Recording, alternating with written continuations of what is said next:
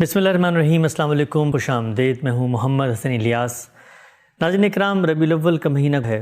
یہی وہ مہینہ تھا کہ جس میں اللہ تعالیٰ نے اپنے آخری پیغمبر کو مبعوث فرمایا اور قیامت تک اپنی حجت اور دین کی حتمی ہدایت دے کر انہیں دنیا میں بھیجا۔ رسول اللہ صلی اللہ علیہ وسلم نے جہاں ایک طرف اللہ تعالیٰ کی یہ ہدایت بے کم و کاست دنیا تک پہنچا دی، وہیں دوسری طرف اپنے اسوے اور اپنے نمونے کے ذریعے دنیا کو یہ پیغام دیا کہ آپ انسانیت کے مظہر اتم اور اپنی قوم کے بھی بہترین اور کامل فرد تھے۔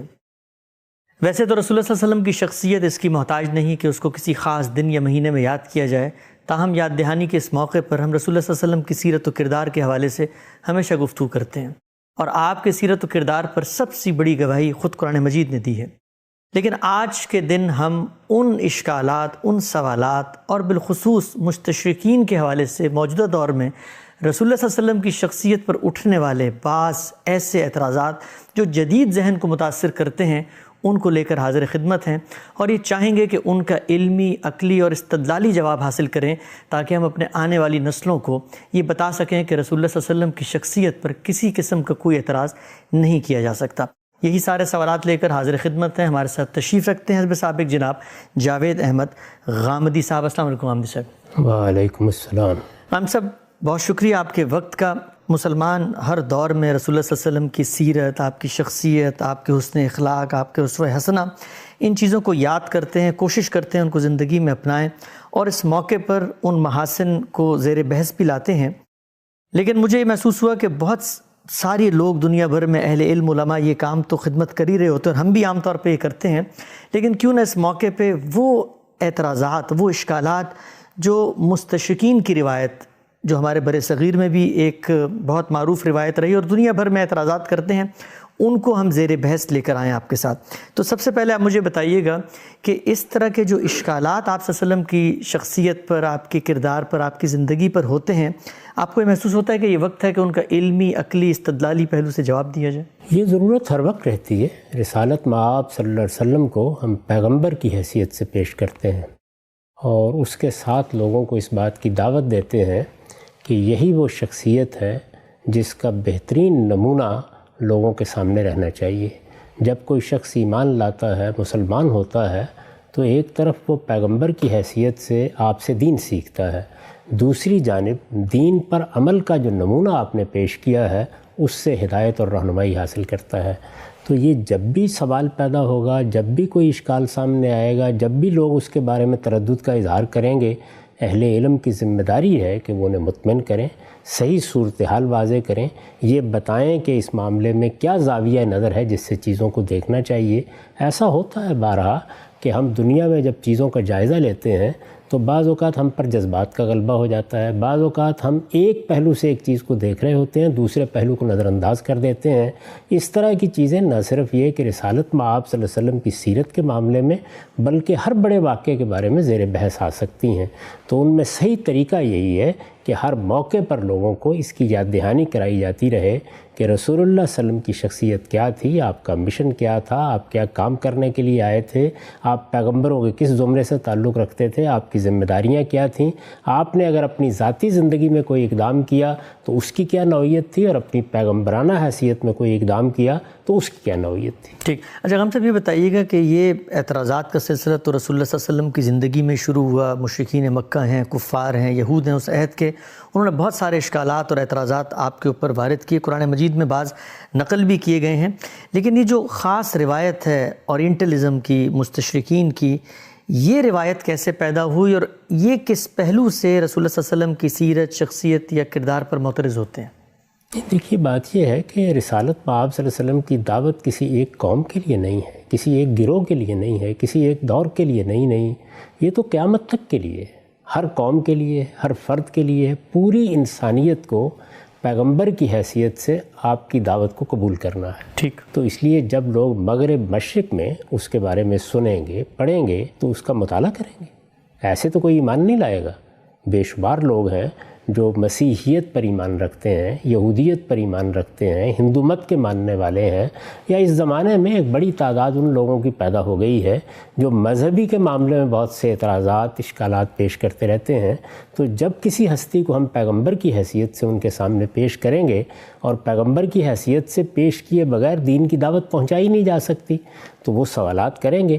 مستشرقین بھی در حقیقت علماء ہیں، یعنی وہ علماء ہیں جو مغرب میں پیدا ہوئے، انہوں نے اپنا موضوع مشرقی علوم کو بنایا، انہوں نے عربی زبان سیکھی، انہوں نے فارسی زبان سیکھی، انہوں نے اردو زبان سیکھی، اور اس طرح جو کچھ ہمارے ہاں کام ہوا ہے اس کے تراجم کیے، اس میں سیرت کی کتابیں بھی انہوں نے پڑھی، ہمارے ہاں جو روایات کا ذخیرہ ہے اس پر بھی ایک نظر ڈالی، اس میں بعض چیزیں ان کو ایسی نظر آئیں جنہیں وہ مورد اعتراض بنا سکتے تھے، چنانچہ انہوں نے بنایا۔ اور یہ سلسلہ اس وقت کوئی نیا نہیں ہے، یہ پچھلے 300-400 سال سے ہم دیکھ رہے ہیں۔ اچھا، ایک زمانہ وہ تھا کہ جس میں معلومات ہی بہت کم تھی، وہ لوگ تھے جو مسیحی پس منظر سے اٹھتے تھے، اور جس طرح ایک روایت ہوتی ہے مذہبی گروہ میں کہ وہ اعتراضات کرنے کے لیے کیڑے چننا شروع کر دیتے ہیں، یعنی ان کا معاملہ یہ ہوتا ہے کہ وہ بالکل غلاظت کی مکھی بن جاتے ہیں اور اسی طرح دیکھتے رہتے ہیں کہ کہاں کہاں سے کوئی چیز تلاش کی جا سکتی ہے۔ لیکن بتدریج خود استشراق کی اس دعوت میں بھی یا اس روایت میں بھی تبدیلیاں آنی شروع ہوئیں۔ اچھا، یعنی لوگوں کو محسوس ہوا کہ اب علم عام ہو رہا ہے، لوگوں کی رسائی کتابوں تک ہو رہی ہے، تو وہ بھی علمی طریقے سے چیزوں کا جائزہ لینے لگے۔ علمی طریقوں سے جائزہ لینے کے بعد بھی ان سے آپ یہ توقع نہیں کر سکتے کہ وہ عقیدت کے جذبے سے ان چیزوں کو دیکھیں گے۔ انہیں تو بہرحال اسی نقطہ نظر سے دیکھنا ہے کہ پیغمبر کی حیثیت سے کیا یہ شخصیت قابل قبول ہے۔ پھر ان کے سامنے سیدنا مسیح علیہ السلام کی شخصیت ہے۔ سیدنا مسیح علیہ السلام کو وہ پیغمبر سے بھی آگے خدا کا بیٹا مانتے ہیں۔ ان کی شخصیت سے ایک تاثر بنا ہوا ہے، اس تاثر کا بھی ظاہر ہے کہ انسان اپنے پس منظر میں لے کر آگے مطالعے کے لیے آگے بڑھتا ہے۔ تو اس لیے یہ ساری چیزیں ہیں جن کا لحاظ رکھ کے لوگ مطالعہ کریں گے۔ ہم بھی جب مغربی تہذیب کا مطالعہ کرتے ہیں یا مغربی علوم کا مطالعہ کرتے ہیں یا مغرب میں جس طریقے سے ریناسنس کا فکر پیدا ہوا ہے اس کا مطالعہ کرتے ہیں، تو یہی کام ہم بھی کر رہے ہوتے ہیں۔ ہم بھی یہ دیکھ رہے ہوتے ہیں کہ دیکھیے اس ذہن میں خدا کی کیا حیثیت رہ گئی ہے، اس میں انسان کا کیا مقام بن گیا ہے، یہ کائنات کو کس طریقے سے دیکھ رہے ہیں۔ تو یہاں ہمارے مطالعے میں بھی بہت سی چیزیں ایسی ہوتی ہیں جس میں ہم ان کی نیت پر بھی گفتگو کر رہے ہوتے ہیں، ان کے اقدامات پر بھی گفتگو کر رہے ہوتے ہیں، ان کے فلسفیانہ مباحث کو بھی زیر بحث لا رہے ہوتے ہیں، اور اس سے آگے بڑھ کر اس کا جو عملی ظہور سیاست، معیشت، معاشرت میں ہوتا ہے اس پر بات کرتے ہیں۔ تو جس طرح یہ حق ہم کو حاصل ہے ان کو بھی حاصل ہے۔ ہمارا کام یہ ہے کہ ایسے موقعوں پر ان تمام مباحث کے اندر صحیح علمی رویہ اختیار کریں، یعنی اس چیز سے اٹھ کر کہ مغرب کیا ہے، مشرق کیا ہے، انسانیت کی سطح پر چیزوں کو دیکھنا سیکھیں، اور رسالت مآب صلی اللہ علیہ وسلم کا تعارف بھی اسی بلند سطح پر کھڑے ہو کے کرائیں۔ آپ سے بڑی خوبصورت بات آپ نے فرمائی۔ یہ بتائیے گا مجھے کہ ہمارے ہاں چونکہ ایک روایت ہے ہماری، اور ہماری وہ ہیریٹیج ہے، تراث ہے، ہم اس سے ایک لگاؤ بھی رکھتے ہیں، تو کیا ہمارے جو علماء کرام ہیں انہوں نے بھی استشراق کے نظریات کا مطالعہ کیا، کوئی ان کے بھی جوابات دیے؟ اس کی بھی ذرا تھوڑا سا ہمیں نئی نسل کو ذرا رہنمائی کیجیے۔ ہر جگہ ہوا ہے، دیکھیے مصر میں ہوا ہے، عرب میں ہوا ہے، دوسری بعض جگہوں پر ہوا ہے، ہندوستان میں ہوا ہے۔ یہ آپ کو معلوم ہے کہ جب یہاں نئے نئے مسیحی آئے تو ہمارے ہاں علماء نے ان کے ساتھ مناظرے کرنے شروع کر دیے۔ یہ اس زمانے کی روایت تھی، چنانچہ مولانا رحمۃ اللہ کیرانوی اور بعض دوسرے بزرگوں کی بعض غیر معمولی تصنیفات ہیں۔ سر سید نے اصل میں مستشرقین کا جواب دینے کے لیے سیرت کے خطبات دیے، اس کے لیے سفر کیا، ایک بڑی تصنیف ان کے قلم سے نکلی۔ اسی طرح بہت سے دوسرے اہل علم ہیں جو رسالت مآب صلی اللہ علیہ وسلم کی پیشینگوئیوں کے بارے میں، مسیحی مذہب سے تعلق کے بارے میں، اسی طرح استشراق کے اعتراضات کے معاملے میں کتابیں لکھ رہے ہیں۔ یہ سلسلہ اس وقت بھی جاری ہے، اس وقت بھی جاری ہے۔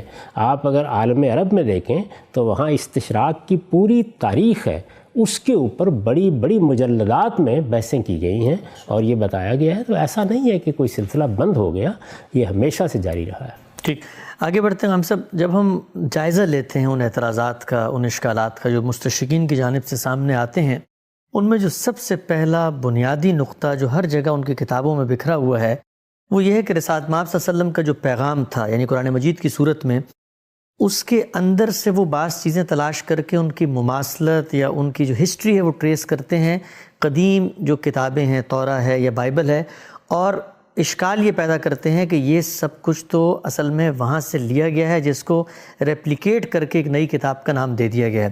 تو یہ مجھے بتائیے گا کہ جب اس نوعیت کا کوئی اعتراض سامنے آتا ہے تو ایک مسلمان کو، بالخصوص وہ جو مذہبی علوم کو پڑھتا ہے اور سوسائٹی میں بیان کرتا ہے، اس کو کس پہلو سے ان چیزوں کو کاؤنٹر کرنا چاہیے؟ یہ ہماری غلطی ہے۔ ہم اصل میں خود اسلام کو محمد الرسول اللہ صلی اللہ علیہ وسلم کے لائے ہوئے مذہب کی حیثیت سے پیش کرتے ہیں، جبکہ قرآن مجید کا یہ دعویٰ نہیں ہے۔ قرآن مجید تو یہ کہتا ہے کہ آدم علیہ السلام سے لے کر محمد الرسول اللہ صلی اللہ علیہ وسلم تک ایک ہی دین پیش کیا گیا، اور یہ اسلام ہے۔ لہٰذا بائبل میں بھی جو تاریخ بیان ہوئی ہے وہ ہماری تاریخ ہے۔ اس سے پہلے جو کتابیں نازل ہوئیں، جیسے تورات نازل ہوئی، جیسے زبور نازل ہوئی، جیسے انجیل نازل ہوئی، انبیاء کو صحائف دیے گئے، یہ سب کے سب اسلام کے صحائف اور اسلام کی کتابیں ہیں۔ اگر آپ اس طرح سے دیکھیں گے تو اصل میں تو قرآن مجید یہ کہہ ہی نہیں رہا کہ یہ کوئی نئے یا انوکھے رسول آ گئے ہیں یا یہ کوئی نئی دعوت لے کر آ گئے ہیں۔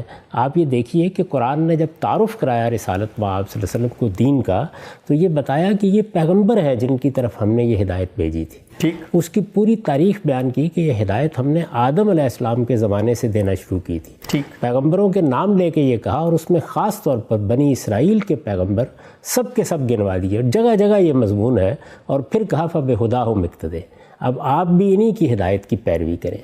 اسی طرح سے یہ متربع کرتے ہوئے فرمایا سورہ شورى میں کہ شرع لکم من الدین ما وصى به نوح والذی اوحینا الیک وما وصینا به ابراہیم وموسیٰ وعیسیٰ ان اقیموا الدین ولا تتفرقوا فیہ، یعنی یہ جو دین اب دیا گیا ہے یہ کوئی نیا دین نہیں ہے۔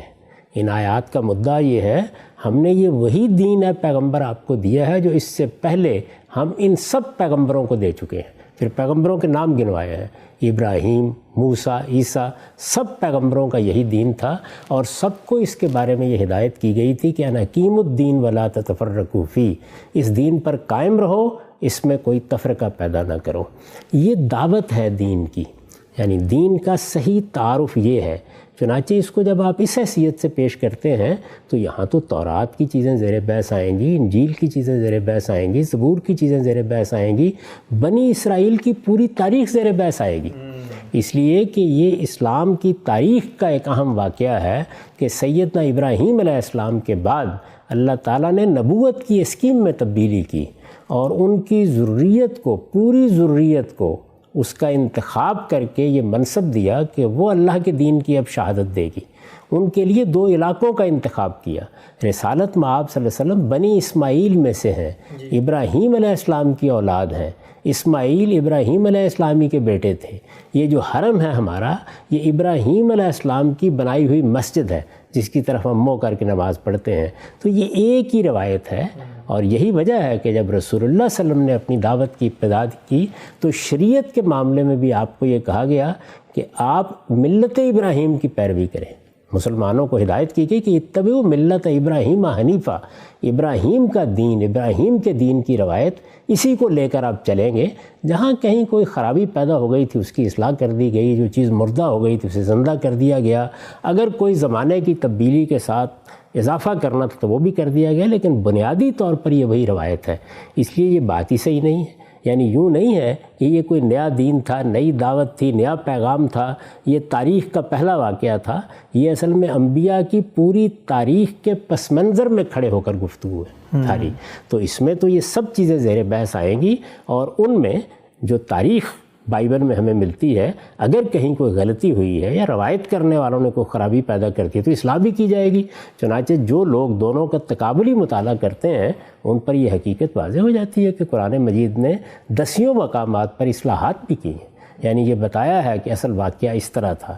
پیغمبروں کے معاملے میں جو ان کی تاریخ میں بعض غلط باتیں مشہور ہو گئی تھیں، ان کے معنی میں بھی صحیح نقطہ نظر کو واضح کیا ہے۔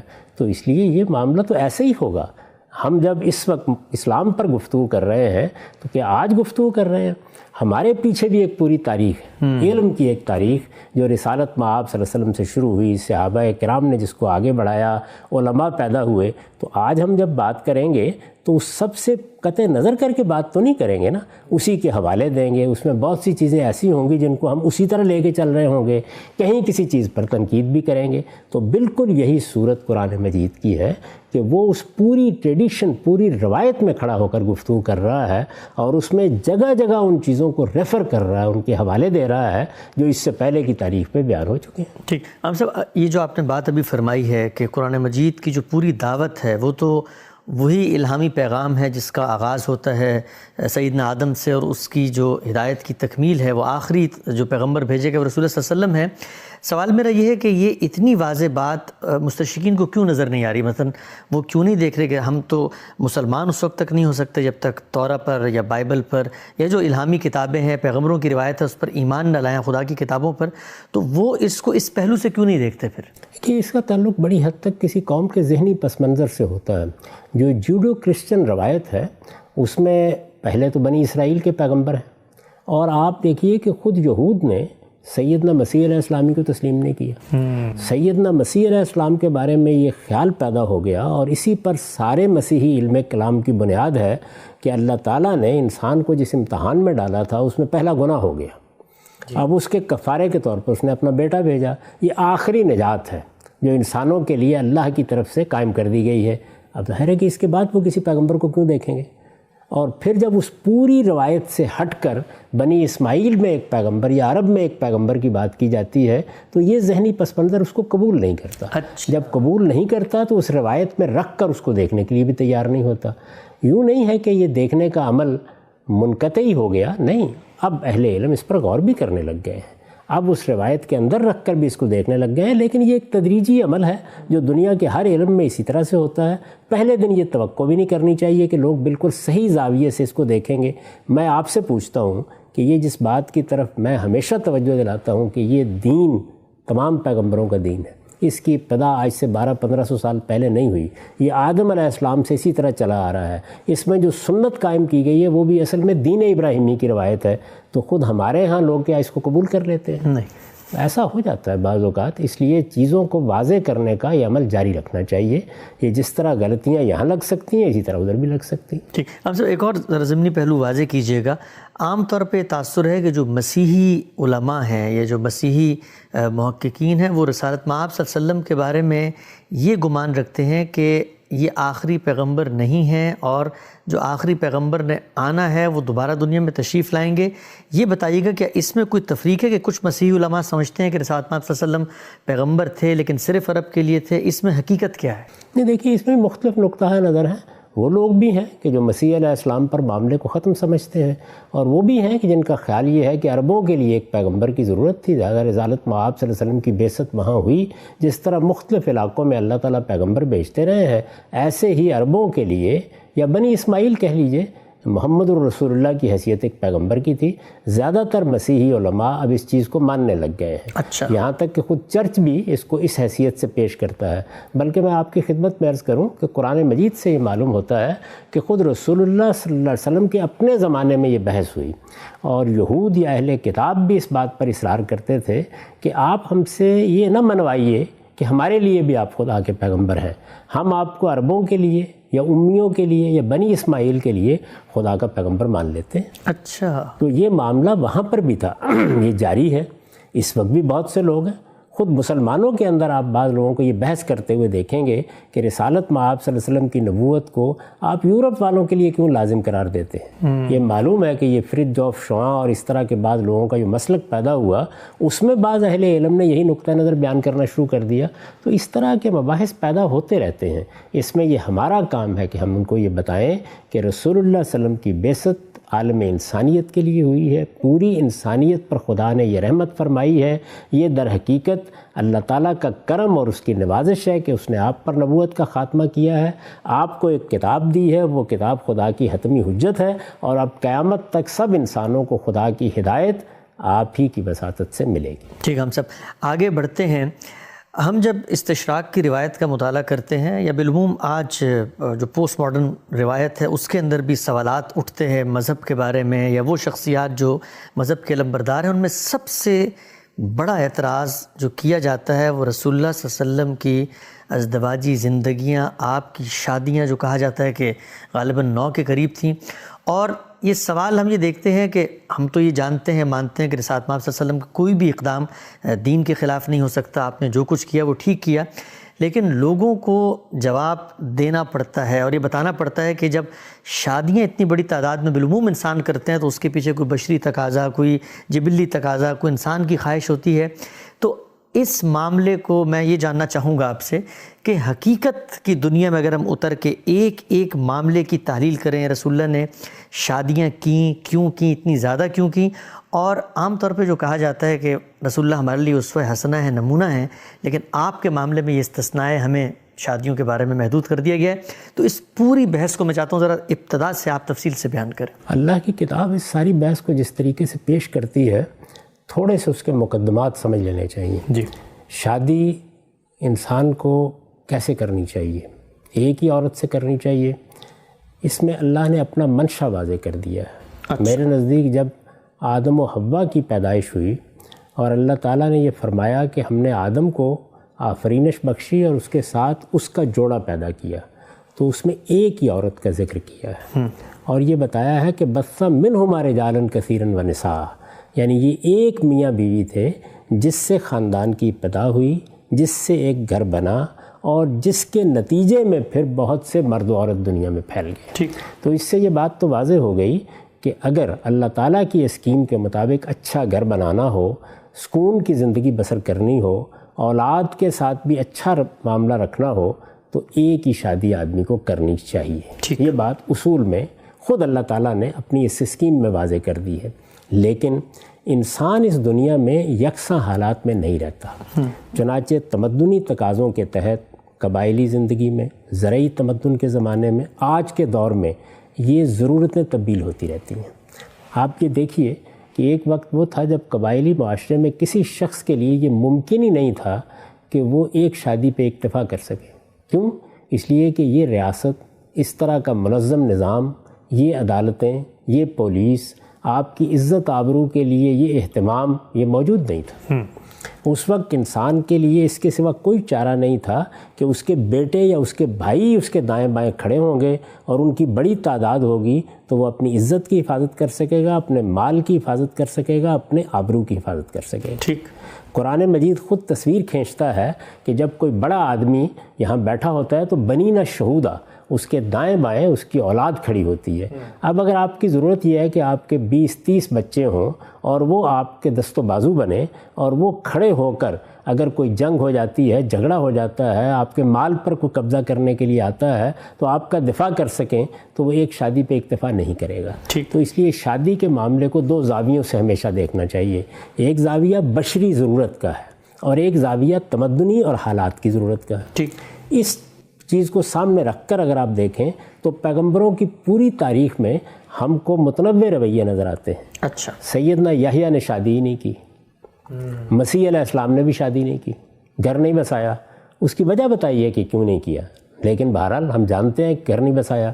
سیدنا ابراہیم علیہ السلام کے معاملے میں ہمیں معلوم ہے، جو کچھ بائبل بتاتی ہے اس میں بھی 3 بیویاں ان کی مذکور ہیں. موسیٰ علیہ السلام کے بارے میں بھی یہی صورتحال ہے. تو ایک قبائلی تمدن میں کیا ضرورتیں ہوتی ہیں، جب آپ سوسائٹی سے متعلق ہوتے ہیں وہاں آپ کو کیا مسائل پیش آ جاتے ہیں، شادی کرنے کے معاملے میں یہ دوسرا عنصر بھی بالعموم موجودہ زمانے میں نظر انداز ہو جاتا ہے. اس وقت صورتحال تبدیل ہو چکی ہے. دنیا بھر میں بچوں کی پیدائش، ان کی پرورش، ان کی پرداخت کے معاملات تبدیل ہو چکے ہیں. تو ہم اپنے زمانے میں کھڑے ہو کر ان چیزوں کو دیکھتے ہیں. اس میں پوری ماضی کی تاریخ کو سامنے رکھنا چاہیے کہ انسان کی قبائلی زندگی میں کیا ضرورتیں تھیں، انسان کی خانہ بدوشی کی زندگی میں کیا ضرورتیں تھیں، انسان کی زرعی تمدن میں کیا ضرورتیں تھیں، اور یہ مشینی دور یعنی جس میں اب دنیا کے لیے بہت مشکل ہو گیا ہے کہ ایک بیوی کی ذمہ داریوں کو بھی پورا کر سکے، اس میں کیا ضرورتیں ہیں. تو دونوں چیزوں کو الگ الگ رکھنا چاہیے. پہلی یہ بنیادی بات ہے. اس بنیادی بات کو سامنے رکھ کر اب ذرا اندازہ کیجئے کہ رسول اللہ صلی اللہ علیہ وسلم نے اس معاملے میں کیا طریقہ اختیار کیا. یہ معلوم ہے ہر آدمی یہ جانتا ہے کہ 25 سال کی عمر میں کم و بیش آپ نے شادی کی، پہلی شادی کی کس سے کی؟ ایک بیوہ خاتون سے کی. وہ بیوہ خاتون جس کے بچے بھی تھے، اس سے شادی کی. وہ آپ کے گھر تشریف لائیں. اس کے بعد کم و بیش 25 سال آپ نے ان کی رفاقت میں گزار دی، سیدہ خدیجہ کی. یعنی اس 25 سال کے عرصے میں جس میں آپ کی عمر 50 سال کی ہو گئی، جوانی کا یہ سارا زمانہ آپ نے انہی کی رفاقت میں گزارا. اچھا. سیرت کا مطالعہ کریں، کہیں شائبہ بھی نظر نہیں آتا. اور یہ خیال نہ کریں کہ عربوں میں کوئی شادی کرنا بہت مشکل کام تھا، یا شادی کا پیغام نہیں دیا جا سکتا تھا، یا بنو ہاشم کے ایک جلیل القدر فرد کے لیے شادی کرنے میں کوئی مشکلات تھیں. شادیاں بہت لوگ کرتے تھے عرب میں، عام رواج تھا تعدد ازواج کا. لیکن اس سب کچھ کے باوجود 25 سال تک رسالت مآب صلی اللہ علیہ وسلم نے دوسری جانب نگاہ اٹھا کے بھی نہیں دیکھا. یہ سارا عرصہ گزر گیا، سیدہ خدیجہ کی وفات ہو گئی. اس سال کو عام الحزن کہا جاتا ہے. اچھا. شدید رنجیدہ خاطر رہے رسالت مآب صلی اللہ علیہ وسلم. اس رنجیدہ خاطری کے زمانے میں آپ کی بچیاں بھی تھیں. یعنی گھر میں جن کی نگہداشت کرنا، جن کے معاملات کو دیکھنا ایک ضروری امر تھا. اسی طرح سے گھر در کی ذمہ داریوں کے ساتھ آپ ایک بڑے منصب پر اللہ تعالیٰ کی طرف سے فائز کیے جا چکے. سفر بھی ہو رہا ہے، جہاد پہ بھی جا رہے ہیں، باقی کام ابھی جہاد کا موقع تو نہیں آیا تھا. یعنی عرب میں جو مکے کی زندگی تھی اس میں بھی بہرحال آپ دعوت پیش کر رہے تھے، پیغام پہنچا رہے تھے، اور اس کے ساتھ کاروباری اور دوسرے معاملات بھی ہوتے تھے. یہ جتنا سارا عرصہ ہے رسالت مآب صلی اللہ علیہ وسلم کا جو 25 سال کا ہے، اس میں تو سیدہ خدیجہ ہی آپ کی رفاقت میں رہیں. لیکن ان کے دنیا سے رخصت ہو جانے کے بعد یہ ضرورت ایک بالکل ہی طبعی ضرورت تھی کہ اب گھر بسنا چاہیے. اس پر بھی آپ نے اپنی طرف سے کوئی اقدام نہیں کیا. اچھا. جب آپ تاریخ کو دیکھتے ہیں تو معلوم ہوتا ہے کہ راستے میں جاتے ہوئے ایک خاتون جن کا نام خولہ بتایا جاتا ہے، اس نے آپ سے یہ کہا کہ جب سے سیدہ خدیجہ دنیا سے رخصت ہوئی ہے، میں یہ محسوس کرتی ہوں کہ آپ کچھ محتاج سے ہو کے رہ گئے ہیں. ظاہر ضرورتیں ہوتی ہیں، بچیاں ہیں گھر میں، معاملات کو دیکھنا ہے، تو آپ شادی کیوں نہیں کر لیتے؟ میں آپ کی طرف سے کسی کو پیغام کیوں نہ دوں؟ میں آپ سے عرض کرتا ہوں کہ ان کے جو الفاظ ہیں وہ میں آپ کو پڑھ کے سنا دیتا ہوں. یہ ابن سعد میں نقل ہوئے ہیں. اچھا. اور مسند احمد میں بھی. یا رسول اللہ کانی اراک قد دخلت کا خلت الفقد خدیجہ افلا اخطب علیک. اللہ کے رسول میں دیکھتی ہوں کہ خدیجہ کی رفاقت سے محرومی کے بعد آپ گویا محتاج سے ہو کر رہ گئے ہیں، میں آپ کی طرف سے کسی کو نکاح کا پیغام نہ دوں. اچھا. رسالت مآب صلی اللہ علیہ وسلم سے ایک خاتون نے یہ بات کہی. اس کے جواب میں آپ نے فرمایا، یعنی اب آپ کے ہاں کوئی بیوی نہیں ہے، اس کے جواب میں آپ نے فرمایا کہ کیا کوئی رشتہ ہے؟ انہوں نے یہ کہا کہ کنواری کا رشتہ بھی ہے آپ کے لیے اور شوہر دیدہ کا رشتہ بھی ہے. ٹھیک. یہ میں اس سے پہلے عرض کر چکا کہ آپ اگر دوسری شادی سیدہ کی موجودگی میں کرنا چاہتے تو اس وقت بھی یہ صورتحال تھی. آپشنز تھے، یہاں بھی موجود تھے، اس وقت بھی موجود تھے. عربوں میں یہ کوئی بڑا مسئلہ نہیں تھا. ہمارے معاشرے کی روایات دوسری ہیں، لیکن عربوں کے ہاں یہ کوئی مسئلہ نہیں تھا. تو اس نے کہا کہ کنواری بھی ہے اور شوہر دیدہ بھی ہے. ٹھیک. کنواری کا پوچھا گیا تو اس نے کہا کہ آپ ہی کے بھائی اور دوست صدیق اکبر کی بیٹی یعنی سیدہ عائشہ کے بارے میں خولہ رضی اللہ عنہ نے کہا. اور دوسری کون ہے؟ سودا بنت زمعہ ہے. یہ ایک بیوہ خاتون تھی اور رسالت مآب صلی اللہ علیہ وسلم ہی کی کم و بیش ہم عمر تھیں. یعنی آپ کی عمر بھی اس وقت 50 سال کے قریب تھی اور ان کی عمر بھی اس وقت 50 سال کے قریب تھی. اس موقع کے اوپر ایک شریف النفس انسان کیا کہے گا؟ یہی کہ بھائی دونوں جگہ تم بات کر کے دیکھ لو، دیکھتے ہیں کہاں سے کیا جواب ملتا ہے.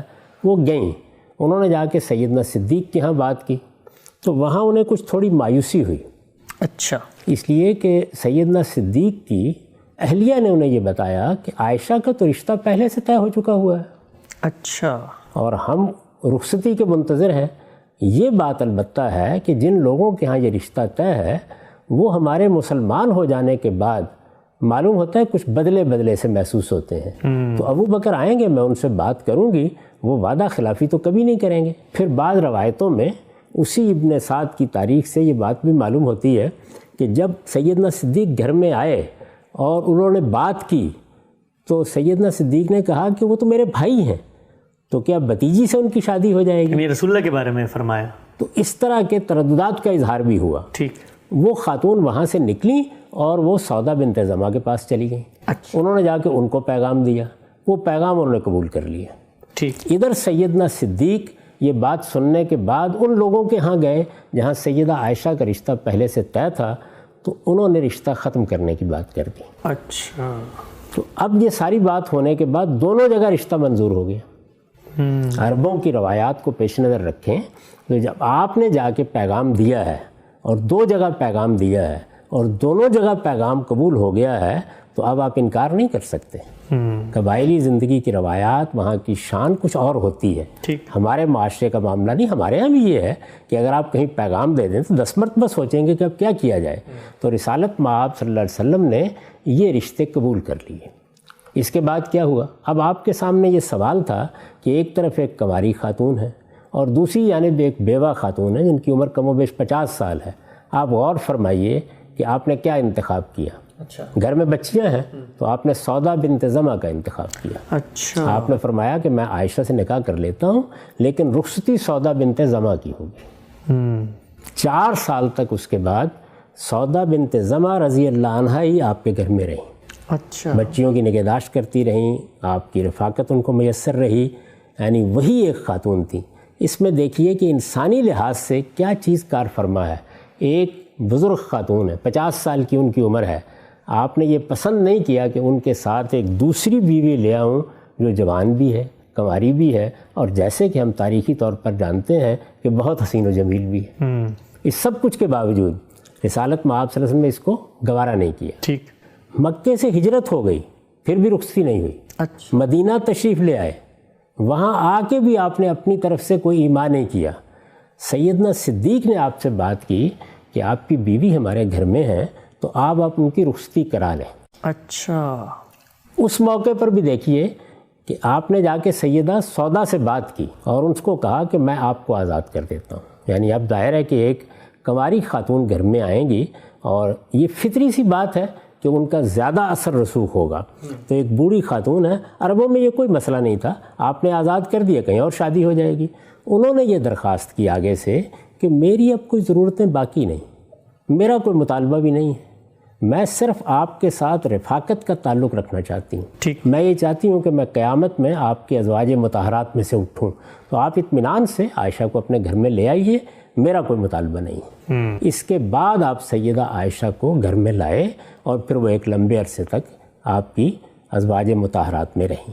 یہ وہ شادیاں ہیں جو رسول اللہ صلی اللہ علیہ وسلم نے اپنی ذاتی مرضی سے، اپنی ذاتی ضرورت کے تحت بشری تقاضوں کو ملحوظ رکھتے ہوئے کی ہیں.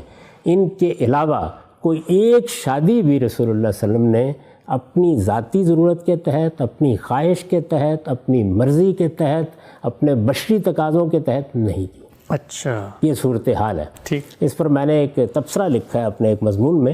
یہ مضمون ازواج مطہرات کے عنوان سے میری کتاب مقامات میں ہے. ٹھیک. میں یہ چاہتا ہوں کہ اس کا کچھ حصہ آپ کے سامنے پیش کر دوں تاکہ آپ اندازہ کر سکیں. میں نے لکھا ہے نبی صلی اللہ علیہ وسلم کی حیثیت بشری میں یہی آپ کی ازواج ہے. اچھا. یعنی ایک انسان کی جو حیثیت آپ کی ہے، قرآن مجید کہتا ہے نا کہ کل انما انا بشر مثلکم. ایک دوسری حیثیت آپ کی پیغمبر کی حیثیت ہے. ٹھیک. تو حیثیت بشری میں یہی آپ کی ازواج ہیں. ان کے علاوہ آپ نے اپنی اس حیثیت میں کسی عورت کے ساتھ نکاح نہیں کیے، اپنی اس حیثیت میں. چنانچہ جو لوگ آپ کو تعدد ازواج کا الزام دیتے اور آپ کی پاکیزہ اور مطہر زندگی پر کیچڑ اچھالنے کی کوشش کرتے ہیں، ان کے بارے میں صرف یہی کہا جا سکتا ہے کہ ان کے سینے خدا کے خوف سے خالی ہیں. اس لیے کہ جس ہستی کا حال یہ رہا ہو کہ 25 سال کی ابتدائی زندگی میں کوئی شخص اس کی سیرت و کردار پر حرف لانے کی جسارت نہ کر سکا، جس نے بھرپور جوانی میں شادی کی تو وہ بھی ایک ایسی خاتون سے جو بیوہ اور بچوں والی تھی، جس نے عرب کے معاشرے میں جہاں تعدد ازواج کا عام رواج تھا کم و بیش 25 سال اسی ایک خاتون کی رفاقت میں گزار دیے اور کبھی دوسری شادی کا سوچا تک نہیں، جس نے دوسرا نکاح کیا تو اس کے انتقال کے بعد اور وہ بھی ایک 50 سال کی بیوہ خاتون سے، اور جس نے پوری زندگی میں ایک ہی باقرہ خاتون سے شادی کی اور اس کی رخصتی کو بھی کئی برس تک مؤخر کیے رکھا تاکہ بڑی عمر کی جس خاتون کو گھر در کی ذمہ داریوں کے لیے لے آیا گیا ہے، یعنی سیدہ سودا بنت زمع، اس کو عدم التفات کی شکایت نہ ہو. اس کے بارے میں صرف یعنی اس شخصیت کے بارے میں صرف ایک بیمار ذہن کا شخص یہ سوچ سکتا ہے کہ 55 سال کی عمر کو پہنچنے کے بعد اسے اچانک شادیوں کا ہوکا ہو گیا تھا اور اپنی خواہش نفس کی تسکین کے لیے اس نے اپنے ہی بنائے ہوئے قانون میں ترمیم کی اور ایک کے بعد دوسری عورت سے نکاح کرنا شروع کر دیا. یہ لوگوں کو توجہ دلائی گئی ہے کہ وہ اس معاملے کو اس زاویہ نظر سے دیکھیں. یعنی بشری تقاضوں کے تحت ایک انسان کی حیثیت سے جس کو نکاح کی ضرورت ہوتی ہے، اور وہ ضرورت ظاہر ہے کہ جنسی تسکین کے لیے بھی ہوتی ہے، گھر در کی ذمہ داریوں کے لیے بھی ہوتی ہے، خاندان کے ادارے کو بنانے کے لیے بھی ہوتی ہے، اس میں رسالت مآب صلی اللہ علیہ وسلم نے یہ طریقہ اختیار کی ہے. یہ پہلا مرحلہ ہے، اس کو بہت اچھی طریقے سے سمجھ لینا چاہیے. اس کے بعد کوئی شبہ نہیں کہ رسالت مآب صلی اللہ علیہ وسلم نے 8 کے قریب شادیاں کی. اچھا. اور یہ سب شادیاں جتنی بھی ہیں یہ اب کس حیثیت سے ہوئی ہیں؟ میں اس سے پہلے عرض کر چکا کہ شادی کا ایک پہلو وہ ہے جس میں انسان اپنے بشری تقاضوں کو پورا کرنے کے لیے شادی کرتا ہے. ٹھیک. ایک دوسرا پہلو وہ ہے جس میں تمدنی ضرورتیں زیر بحث آ جاتی ہیں. یہاں نبوی ضرورتیں زیر بحث آ گئی ہیں. اچھا. یعنی رسول اللہ صلی اللہ علیہ وسلم کی ایک شخصیت ہے، خدا کے آخری پیغمبر کی حیثیت سے آپ مبعوث ہوئے ہیں. آپ کو ایک بہت بڑی ذمہ داری دی گئی، اور وہ ذمہ داری کیا تھی کہ آپ کو صرف پیغام نہیں پہنچانا، صرف لوگوں کو ہدایت نہیں بتا دینی، اس کے ساتھ اس سرزمین عرب میں اللہ تعالیٰ کی دینونت برپا کر کے دکھانی ہے. یعنی اس میں کیا ہونا ہے؟ اس میں جزا و سزا کے قانون کو روبہ عمل ہو جانا ہے. ٹھیک. اس میں لوگوں کی تقدیر کا فیصلہ ہونا ہے. یہ سرزمین عرب ہے جس میں اب یہ طے ہوگا کہ حق کیا ہے اور باطل کیا ہے. اس جد و جہد میں ایک دوسرا پہلو بڑی اہمیت کا حامل ہے. اس سے پہلے جو پیغمبر آتے رہے ان کا یہ معاملہ ہوا کہ 2 3 4 لوگ ان پر ایمان لاتے تھے، یا ایک کشتی کے برابر مسافر آسمان سے عذاب آ جاتا تھا. ٹھیک. اور معاملہ ختم کر دیا جاتا تھا. اس کو قرآن مجید نے بھی بیان کیا ہے نا کہ اللہ کے ہاں سے عذاب آئے گا، اور یا کہاں سے آئے گا؟ ہمارے ہاتھوں سے آئے گا. تو یہ جو دوسری صورت تھی ہاتھوں سے عذاب آنا، رسول اللہ صلی اللہ علیہ وسلم کے بارے میں یہ ہوئی. صحابہ کرام کو ایک دارالہجرت مل گیا، ان کی تعداد بھی کافی تھی، وہاں ان کی ایک ریاست قائم ہو گئی. تو اب اللہ تعالیٰ نے فرشتوں کے ذریعے سے عذاب کا قانون روبہ عمل نہیں کیا، بلکہ ان کو یہ کہا کہ یعذبہم اللہ بایدیکم، ہمارے ہاتھوں ہی سے عذاب آئے گا. ہاتھوں سے عذاب آئے گا. تو یہ جنگیں بھی ہوں گی، اس میں نشیب فراز بھی آئیں گے، اس میں لوگوں کو تکلیف بھی پہنچے گی، ہجرت کی جائے گی تو گھر بھی چھوڑنے پڑیں گے. تو یہ جو سارے دعوت کے، ہجرت کے، انذار کے مراحل ہیں، پھر اس کے بعد برات کے، پھر اس کے بعد اقدام، پھر جنگیں، پھر اس کے نتائج، یہ ساری جد و جہد بھی آپ کو کرنا تھی. ٹھیک. اس جد و جہد کو سامنے رکھ کر اب آپ یہ دیکھیے کہ کیا ضرورتیں پیش آ گئیں. جی. یعنی وہ اصول سامنے رکھیں کہ بشری تقاضے شخصی ہوتے ہیں. یعنی مجھے شادی کرنی ہے، مجھے گھر بسانا ہے، میری یہ اور یہ ضرورتیں ہیں. اس میں نے آپ سے عرض کر دیا کہ کسی دوسری عورت کی طرف آپ نے آنکھ اٹھا کے بھی نہیں دیکھا. 25 سال تک ایک ہی خاتون کے ساتھ رفاقت رہی، اور جب دوسرا فیصلہ کیا تو وہ بھی ایک بیوہ خاتون کے حق میں کیا، وہ بھی کسی اور کے انیشیٹو پہ، اور وہ بھی کسی دوسرے کے توجہ دلانے کے اوپر کیا. اور جب وہ گھر میں آئیں، یعنی سیدہ عائشہ گھر میں آئیں، تو پہلی بیوی کے پاس یعنی سیدہ سودا کے پاس جا کے ان کو پیشکش کی کہ میں آپ کو آزاد کر دیتا ہوں، تاکہ کسی کے لیے سود کا مسئلہ نہ پیدا ہو. تو رسالت مآب صلی اللہ علیہ وسلم نے بشری تقاضوں کو پورا کرتے ہوئے اس ایک ایک چیز کا لحاظ رکھا جس کے لیے آج لوگ تقریریں کرتے ہیں. اب نبوی ضرورتیں، یعنی میں نے عرض کیا تمدنی ضرورتیں، جیسے اس سے پہلے ہم نے دیکھا قبائلی معاشرے کی اپنی ضرورتیں تھیں، اسی طرح سے زرعی معاشرے کی اپنی ضرورتیں تھیں. تو یہاں یہ کیا ضرورتیں پیش آ گئیں؟ رسول اللہ کے مشن کی ضرورتیں. ٹھیک. جس چیز پر آپ مبعوث ہیں، جو کام آپ کے سپرد کیا گیا ہے. دیکھیے اس کو قرآن مجید بیان کرتا ہے کہ رسول اللہ صلی اللہ علیہ وسلم صرف لوگوں کو دعوت پہنچانے نہیں آئے، بلکہ اس سے آگے بڑھ کر هو الذی ارسل رسولہ بالہدی والدین الحق لیظہرہ علی الدین کلہ، یعنی اللہ تعالیٰ نے اس پیغمبر کو اس لیے بھیجا ہے تاکہ اس سرزمین عرب میں دین کا غلبہ قائم کر دیا جائے. قرآن مجید سے معلوم ہوتا ہے کہ ایک طرف رسول اللہ صلی اللہ علیہ وسلم کی قیادت میں ایک حزب اللہ وجود میں آئی، اللہ کی جماعت، اور دوسری جانب حزب الشیطان. ان کے مابین ایک معرکہ ہوا ہے. اس معرکے سے کچھ مسائل پیدا ہوئے، وہ مسائل ہیں جن کو سامنے رکھ کر حضور نے پھر شادیاں کی. اچھا. یعنی پہلے تو یہ بنیادی بات سمجھ لیجئے. ٹھیک. اب یہ کہ یہ سب معاملات کیا ہوئے، اس میں سب سے پہلے یہ دیکھیے کہ 2 جنگیں پیش آ گئیں. بدر کی جنگ، احد کی جنگ. جی، یہ دونوں جنگیں رسول اللہ صلی اللہ علیہ وسلم کی طرف سے انیشیٹ نہیں کی گئیں. یعنی دونوں جنگوں میں آپ یہ جانتے ہیں کہ قریش حملہ آور ہوئے. جی، بدر میں بھی وہ حملہ آور ہوئے، احد میں بھی وہ حملہ آور ہوئے، لیکن احد کی جنگ میں خاص طور پر، بدر میں بھی لوگ شہید ہوئے، احد کی جنگ میں خاص طور پر 70 کے قریب صحابہ بتایا جاتا ہے کہ شہید ہو گئے.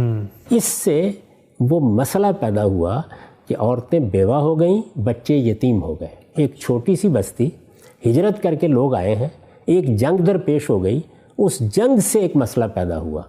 یہ مسئلہ ہے کہ جس میں اللہ تعالیٰ نے توجہ دلائی، اور وہ قرآن مجید کی سورہ نساء میں ہے، یہ توجہ دلائی کہ ان معصوم یتیموں کی اب پرورش و پرداخت تمہاری ذمہ داری ہے. یتیموں کے حقوق بیان کیے، ان کے معاملات کیسے دیکھنے ہیں وہ بیان کیا، اور اس میں یہ تجویز فرمایا کہ اگر تم یتیموں کے معاملے میں انصاف نہیں کر سکو گے، ان کی سرپرستی کے حقوق ادا نہیں کر سکو گے، تو زیادہ اچھا یہ ہے کہ ان کی ماؤں یا بہنوں سے شادیاں کر لو، تاکہ وہ تمہارے گھر میں آ جائیں، تمہاری سرپرستی میں آ جائیں.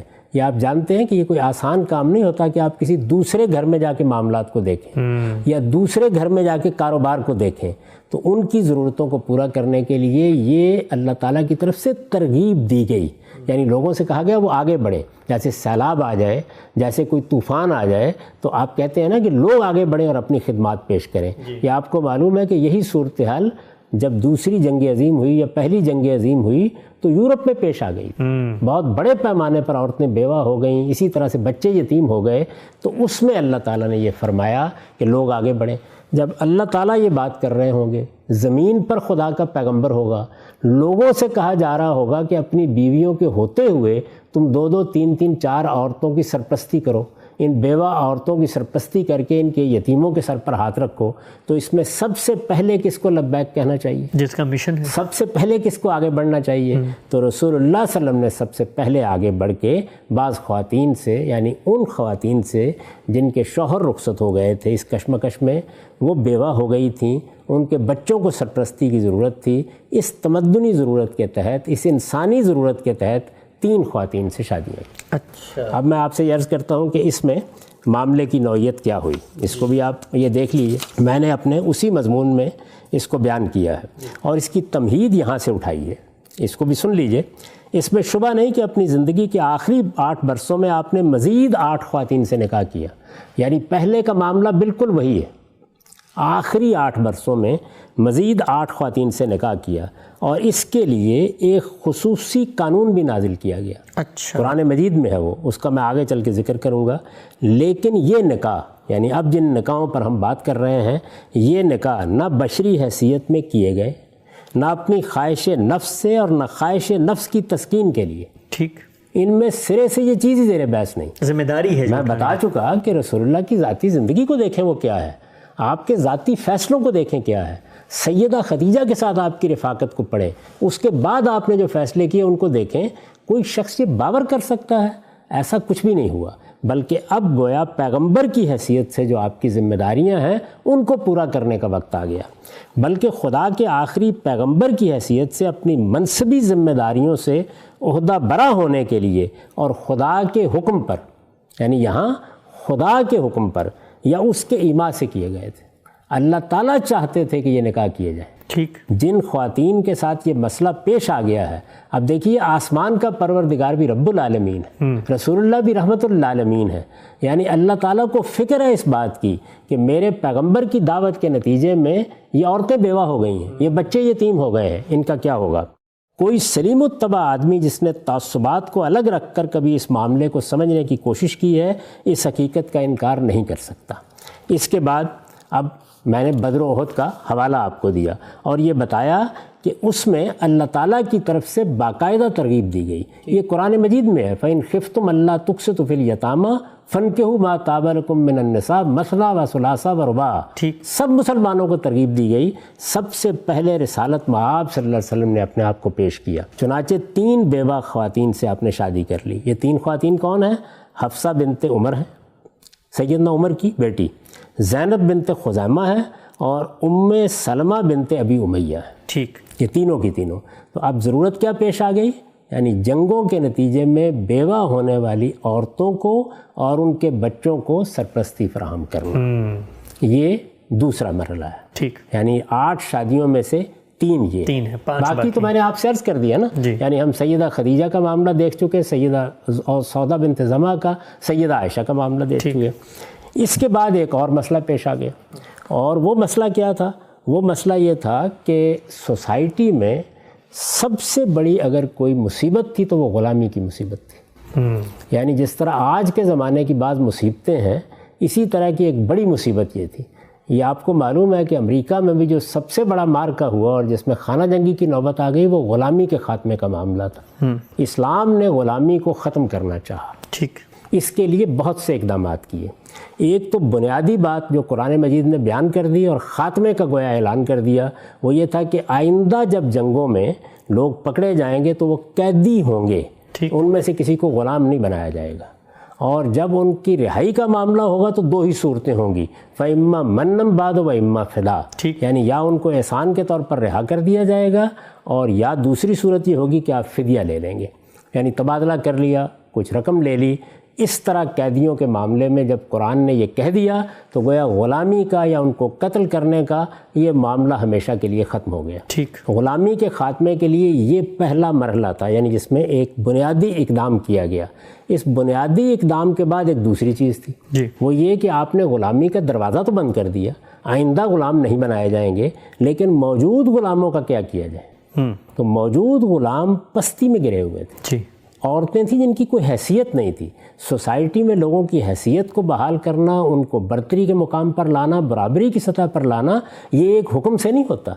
آپ جانتے ہیں کہ پچھلے کئی 100 برسوں کی جدوجہد کے بعد ابھی امریکہ میں یہ چیز حاصل نہیں ہو سکی. تو رسول اللہ صلی اللہ علیہ وسلم نے بہت سے اقدامات کیے کہ جن سے ان کا درجہ بلند کیا جا سکے. انہی میں ایک بڑا اقدام اپنی پھوپھی زاد بہن کا اپنے آزاد کردہ غلام سے نکاح کرانے، یعنی ایک بڑے خاندان کی عورت کا ایک بڑے خاندان کی عورت اور ایک آزاد کردہ غلام سے آپ نے باقاعدہ اصرار کر کے شادی کرائی تاکہ غلاموں کا مرتبہ بلند ہو، سوسائٹی ان کو اچھی نگاہ سے دیکھے. اس سے کچھ مسئلے پیدا ہوئے. رسول اللہ صلی اللہ علیہ وسلم نے اصرار کیا. زینب بنت جہش آپ کی پھوپھی زاد بہن ہے، آپ نے یہ چاہا کہ وہ ایک غلام سے، آزاد کردہ غلام سے، یعنی غلام کو آپ آزاد کر دیں تو اس کی حیثیت نہیں بدل جاتی تھی. ہماری سوسائٹی میں جو پست طبقات ہوتے ہیں، میں آپ سے اپنا تجربہ بیان کر رہا ہوں، 12 ایسا ہوا ہے کہ بعض مسیحی لوگوں نے آ کے مجھ سے یہ کہا کہ ہم اسلام لانا چاہتے ہیں. کسی کی 4 بیٹیاں ہیں، کسی کی 5 بیٹیاں ہیں. آپ جانتے ہیں کہ وہ کس پس منظر میں ہوتے ہیں. سب سے بڑا مسئلہ یہ سامنے آتا تھا کہ ان کی حیثیت کیسے مسلمانوں کے اندر بحال رکھی جائے. آسان کام نہیں ہوتا. تو یہ چیز پیدا کرنے کے لیے آپ نے اپنی پھوپھی زاد بہن کو آمادہ کیا کہ وہ آپ کے آزاد کردہ غلام سے شادی کر لے. شادی ہو گئی، معاملات ٹھیک ہو گئے. لیکن اب ہوا کیا؟ ہوا یہ کہ معاشرتی اصلاحات آپ کی خواہش سے نہیں ہوتی. ان کے مابین نباہ نہیں ہو سکا. اور نباہ نہ ہونے کی بہت بڑی وجہ کیا تھی؟ یعنی خود آپ کے آزاد کردہ غلام زید بنت حارثہ، جن کا ایک بڑا مقام تھا آپ کی نگاہ میں، لیکن بہرحال وہ اس معاشرتی تمدنی معاملات میں تو اسی جگہ کھڑے تھے. وہ یہ ہمت ہی نہیں کر سکے کہ ان کو اپنی بیوی کی حیثیت دے سکے. یعنی ان کا معاملہ یہ ہے کہ ان کے بارے میں یہ معلوم ہوتا ہے، اور قرآن مجید نے بھی اس کی کم و بیش تصریح کر دی ہے، 1 سال شادی رہی، 1 سال کے دوران میں بیوی سے کوئی تعلق ہی نہیں پیدا کر سکتے. اچھا بلکہ ان کے بارے میں بعض روایتوں سے یہ معلوم ہوتا ہے کہ جب رسول اللہ صلی اللہ علیہ وسلم نے انہیں بعد میں ایک پیغام دینے کے لیے بھیجا تو وہ ان کو دیکھ کر، یعنی ان کی عظمت اور شان کے سامنے، جو عرب خواتین کا ایک خاص مقام ہوتا تھا، بات کرنے کی جسارت نہیں کر پا رہے. اچھا اس طرح کی صورتحال پیدا ہو گئی. تو آپ ظاہرہ آپ کے سامنے یہ سوال آیا بار بار کہ وہ ان کو طلاق دینا چاہتے ہیں. اب دیکھیے مسئلہ کتنا سنگین ہو گیا. ایک خاتون کو آمادہ کیا گیا کہ وہ اس غلامی کے ادارے کے معاملے میں آپ کی اصلاحات کا حصہ بنے. انہیں آمادہ کیا گیا کہ وہ شادی کریں. عرب کے معاشرے میں یہ شادی کوئی آسان کام نہیں تھا. شوہر کی حیثیت سے انہیں قبول کرنا کوئی آسان کام نہیں تھا. وہ آمادہ ہو گئیں، شادی میں نباہ نہیں ہوا، اور اب اس کے بعد ایک اور داغ اپنے ماتھے پر لگا کے واپس آ جائیں کہ ان کو طلاق دے دیجیے. یعنی پہلے انہیں آمادہ کیا گیا کہ وہ ایک غلام سے شادی کریں، اس کے بعد اب وہ غلام ان کو طلاق دے دے تو ایک آزاد کردہ غلام کی متعلقہ ہو کے واپس آ جائیں. یہ آپ سمجھ سکتے ہیں یہ بات. تو 2 مسئلے پیدا ہو گئے. ایک مسئلہ تو یہ تھا کہ اب ان کی دلداری کے لیے کیا کیا جائے. رسالت میں آپ صلی اللہ علیہ وسلم روک رہے ہیں، بار بار کہہ رہے ہیں. قرآن مجید کہتا ہے کہ آپ نے اللہ تعالیٰ کا منشا جاننے کے باوجود بھی بار بار انہیں تلقین کی کہ طلاق نہ دو.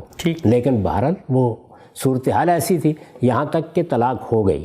اب ان کے بارے میں یہ تاثر تھا لوگوں میں کہ وہ آپ کے منہ بولے بیٹے ہیں. یعنی چونکہ آپ بہت محبت کرتے تھے، آپ ہی کے پاس وہ رہے تھے، اور اس سے پہلے غلامی میں بھی اور اس کے بعد بھی، تو لوگوں میں یہ عام تاثر تھا کہ وہ منہ بولے بیٹے ہیں. بلکہ ان کو زید بن محمد لوگ بعض موقعوں پر کہہ دیتے تھے. عربوں میں منہ بولے بیٹے کی متعلقہ کے ساتھ شادی کا کوئی سوال ہی نہیں تھا. لیکن قرآن مجید اس رسم کو بھی ختم کر دینا چاہتا تھا. اللہ تعالیٰ کے آخری پیغمبر کی حیثیت سے یہ آپ کی ذمہ داری تھی کہ اگر کوئی غلط رسم ہے یا کوئی حرمت حلت کے معاملے میں خرابی ہے تو اس کو ہمیشہ کے لیے دور کر دیں. تو ایک طرف یہ کہ ایک خاتون کی دلداری ہونی چاہیے، دوسری طرف یہ کہ اس رسم کا خاتمہ ہونا چاہیے. رسالت میں آپ صلی اللہ علیہ وسلم تیار نہیں ہوئے، آپ گریزاں ہیں، بار بار یہ کہہ رہے ہیں. اللہ تعالیٰ نے فیصلہ سنا دیا. سورہ احزاب میں وہ فیصلہ ہے کہ آپ کیا کر رہے ہیں، آپ خدا کے پیغمبر ہیں، آپ کو اپنی ذمہ داریاں پوری کرنی ہیں. اللہ کے پیغمبر اس چیز کے لیے مجبور ہوتے ہیں کہ جو ذمہ داری ان کو دی جائے اس کو دنیا کی پرواہ کیے بغیر پورا کر دیں. اس میں ملامت کرنے والوں کی ملامت کا کیا سوال ہے؟ آپ آگے بڑھیے اور ذمہ داری کو پورا کیجئے. ہم نے آپ کا نکاح خود کر دیا. اچھا، اب آپ اندازہ کر سکتے ہیں کہ ایک پیغمبر کی ذمہ داریوں کی نوعیت کیا ہے. یعنی انتہائی گریز کے باوجود بہرحال اللہ کے اس حکم کے سامنے سر تسلیم خم کرنا پڑا آپ کو، اور یہ شادی ہو گئی. تو اس سے پہلے میں نے عرض کیا کہ 3 شادیاں وہ ہیں جو یتیموں اور بیواؤں کے مسئلے کے ذیل میں کی گئیں، اور اس میں دونوں چیزیں پیش نظر ہیں. یعنی اصلاحات کے لیے ایک خاتون کا جو معاملہ ہوا، جس طرح ان کی عزت نفس مجروح ہوئی، جس طریقے کے ایک ٹراما سے وہ گزریں، یعنی ان کے ساتھ جو معاملہ ہوا، تو اس میں ان کی دلداری مقصود ہے. اور دوسری جانب اللہ تعالیٰ کے پیش نظر یہ اصلاح ہے کہ منہ بولے بیٹے سے نکاح کے معاملے میں عملی اصلاح کر دی جائے. کیونکہ اس طرح کی چیزیں جتنی ہوتی ہیں یہ محض چند الفاظ سے ختم نہیں ہوتی، ان کی نوعیت سوسائٹی کی ٹیبوز کی ہوتی ہے. اس میں عملی اقدام ہی کرنا موضوع ہوتا ہے. دونوں چیزوں کو سامنے رکھ کر اللہ تعالیٰ نے فیصلہ سنا دیا، اور اللہ تعالیٰ کے فیصلے پر سر تسلیم خم کرتے ہوئے رسالت میں آپ صلی اللہ علیہ وسلم نے یہ شادی. یعنی یہاں بھی آپ کا انیشیٹو نہیں تھا، کوئی چیز نہیں سرے سے. یعنی میں تو آپ سے عرض کر رہا ہوں کہ خود قرآن مجید یہ بتا رہا ہے، تاریخ بتا رہی ہے کہ آپ اس معاملے میں اصرار کرتے رہے کہ وہ طلاق نہ دیں، معاملہ نب جائے. یعنی چونکہ یہ اقدام آپ نے کیا تھا تو نباہ کی انتہائی کوششوں کے باوجود اس میں کامیابی نہیں ہوئی. تو اس لحاظ سے گویا آپ یہ کہہ سکتے ہیں کہ 3 وہ اور یہ 4تھی شادی ہے. اس کے بعد پھر اللہ تعالیٰ نے اسی موقع پر ایک پورا قانون نازل کیا ہے قرآن مجید میں، اور اس میں یہ بتایا کہ پیغمبر کی حیثیت سے آپ کی کچھ ذمہ داریاں ہیں، آپ کے ساتھ کچھ معاملات متعلق ہیں، آپ نے یہاں ایک جد و جہد کی ہے. اس لیے نکاح کے معاملے میں آپ کے لیے وہ ضابطے نہیں ہوں گے جو عام لوگوں کے لیے ہیں، اور آپ آگے بڑھیں اور اس معاملے میں اب یہ سمجھ لیں کہ اس خصوصی قانون کے تحت آپ کو اور شادیاں بھی کرنی پڑ سکتی ہیں. وہ اور شادیاں کیا ہوئیں، وہ قانون کیا ہے، اس میں ظاہر ہے کہ ہم اس وقت تفصیل سے گفتگو نہیں کر سکتے. اس کے بعد پھر آپ نے 3 مزید شادیاں اس ذمہ داری کو پورا کرنے کے لیے کی ہیں جو ان خواتین سے متعلق آپ پر عائد ہوئی، جن کا ہم آگے چل کے ذکر کریں. ٹھیک، ہم سب ہمارا وقت یہاں پر ختم ہوتا ہے. رسول اللہ صلی اللہ علیہ وسلم کی شادیوں کے حوالے سے ناظرین کرام گفتگو جاری تھی. جو اعتراضات بالعموم مستشرقین کی جانب سے اٹھائے جاتے ہیں ان کا بہت تفصیل سے ہم نے تاریخ کی روشنی میں، علم اور عقل کے مسلمات کی روشنی میں جائزہ لیا اور جاننے کی کوشش کی کہ رسول اللہ صلی اللہ علیہ وسلم نے اپنی بشری حیثیت میں جو نکاح کیے وہ کون کون سے تھے، اس کا کیا پس منظر تھا، کیا سینیریو تھا، اور رسول اللہ صلی اللہ علیہ وسلم کی جو منصبی حیثیت ہے، اللہ تعالیٰ نے آپ کو ایک مشن پر مامور کیا تھا، اس کی ضروریات اور تقاضے کیا تھے، اس کے تحت آپ نے کون کون سے نکاح کیے. یہ موضوع ابھی جاری ہے، اور رسالت صلی اللہ علیہ وسلم کی شادیوں کے حوالے سے اور بھی بہت سارے سوالات ہیں جو ہم غامدی صاحب سے انشاءاللہ آئندہ نشست میں پوچھیں گے. میزبان محمد حسن الیاس کو اجازت دیجیے.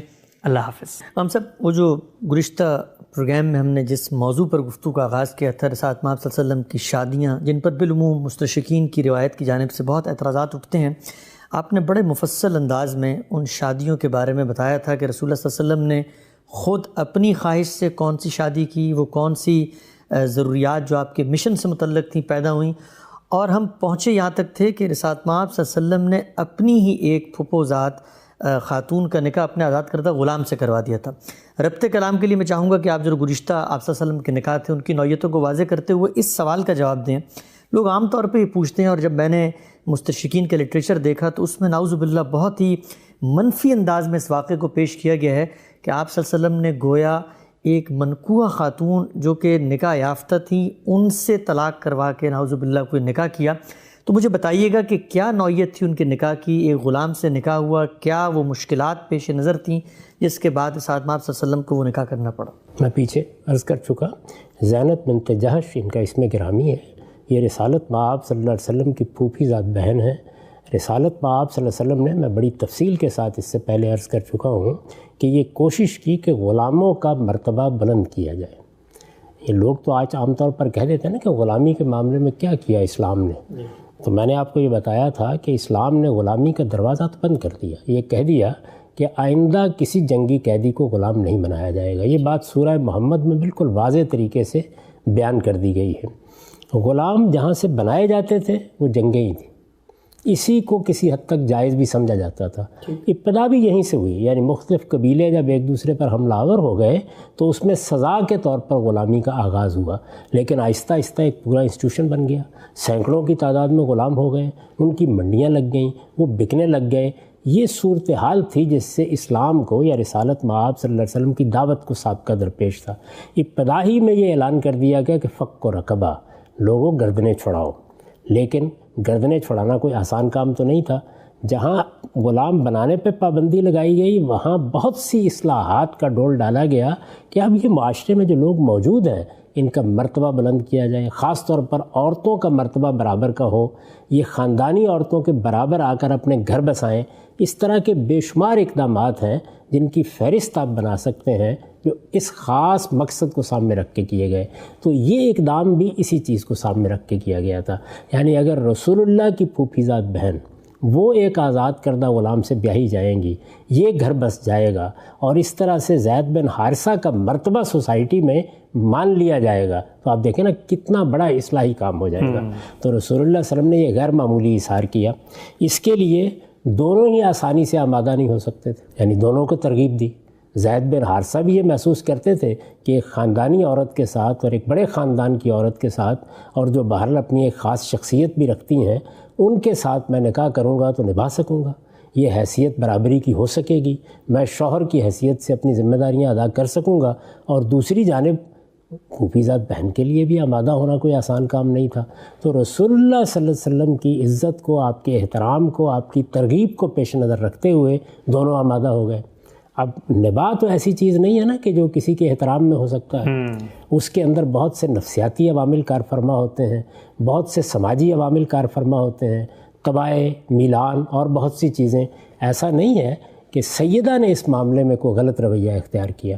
زیادہ سے زیادہ جو بات کہی جاتی ہے وہ یہ ہے کہ وہ اپنی عظمت کا یا اپنے خاندان کا احساس رکھتی تھی. یہ انسان کے اندر فطری چیزیں ہیں. تو اس کے پیش نظر خود زید بن حارثہ صورتحال کو نہیں سنبھال سکے. اچھا، یعنی وہ اپنے آپ کو اٹھا نہیں سکے کہ وہ ایک شوہر کی حیثیت سے معاملات کر سکیں. میں نے یہ عرض کیا تھا کہ خود قرآن مجید میں وہ اشارہ موجود ہے، لوگ چاہیں تو میری تفسیر میں دیکھ سکتے ہیں اس کو. قرآن نے یہ بتایا ہے کہ ملاقات بھی نہیں ہو سکی میاں بیوی کے درمیان، کوئی 1 سال کے قریب اس میں گزر گیا. وہ ایک عظمت کا احساس اگر رکھتی بھی تھیں تو یہ اس احساس کو قبول کر کے معاملات کو درست کرنے میں کامیاب نہیں ہوئے. رسول اللہ صلی اللہ علیہ وسلم یہ محسوس کر رہے تھے کہ اگر یہ معاملہ طلاق پر منتج ہوا تو اس خاتون کے ساتھ جو معاملہ ہو گیا، جو ان کی حیثیت کو نقصان پہنچا، پہلے وہ ایک غلام کے ساتھ، آزاد کردہ غلام کے ساتھ شادی کے لیے تیار ہوئیں، اب متعلقہ بھی ہو گئی اور اس غلام نے ان کو طلاق دے دی. یہ ذرا عرب کی معاشرت میں معاملے کو رکھ کر دیکھیں کیا صورتحال بن گئی. تو ان کی دلداری کے لیے اور ان کو ایک مرتبے کا احساس دلانے کے لیے اب اس کے سوا کوئی راستہ نہیں ہوگا کہ میں ہی ان کے ساتھ شادی کروں. یہ صورتحال رسالت مآب صلی اللہ علیہ وسلم کے سامنے تھی، لیکن آپ چاہتے تھے کہ یہ معاملہ ایسے نہ ہو. اچھا، یعنی دل میں یہ بات آپ رکھے ہوئے تھے کہ یہ ہونا ہے اور یہی کرنا پڑنا ہے، لیکن اگر یہ آمادہ ہو جائیں، اگر یہ طلاق نہ دیں، اگر ان کے مابین موافقت ہو جائے، اگر نباہ ہو جائے تو کیا ہی کہنے ہیں. اس میں کامیابی نہیں ہوئی، یہاں تک کہ اللہ تعالیٰ نے یہ فیصلہ سنا دیا کہ یہ معاملہ تو اب اسی نتیجے کو پہنچنے والا ہے، اب آپ کو ان کے ساتھ شادی کرنی ہے اور یہ نکاح ہم نے کر دیا ہے. قرآن مجید کے الفاظ یہ ہیں، میں بھی آپ کو سنا دیتا ہوں کہ یہ فیصلہ ہم نے کر دیا ہے. اب دیکھیے اس میں دونوں چیزیں پیش نظر تھی. ان کی دلداری بھی ہونی چاہیے تھی. اللہ تعالیٰ نے بھی اس کا لحاظ کیا، رسالت مآب صلی اللہ علیہ وسلم بھی اس کی ضرورت محسوس کرتے تھے. اس سے نیچے کوئی اور بندوبست کیا جاتا تو کسی طرح بھی جو ٹھیس ان کو پہنچی تھی اس کا ازالہ نہیں ہو سکتا تھا.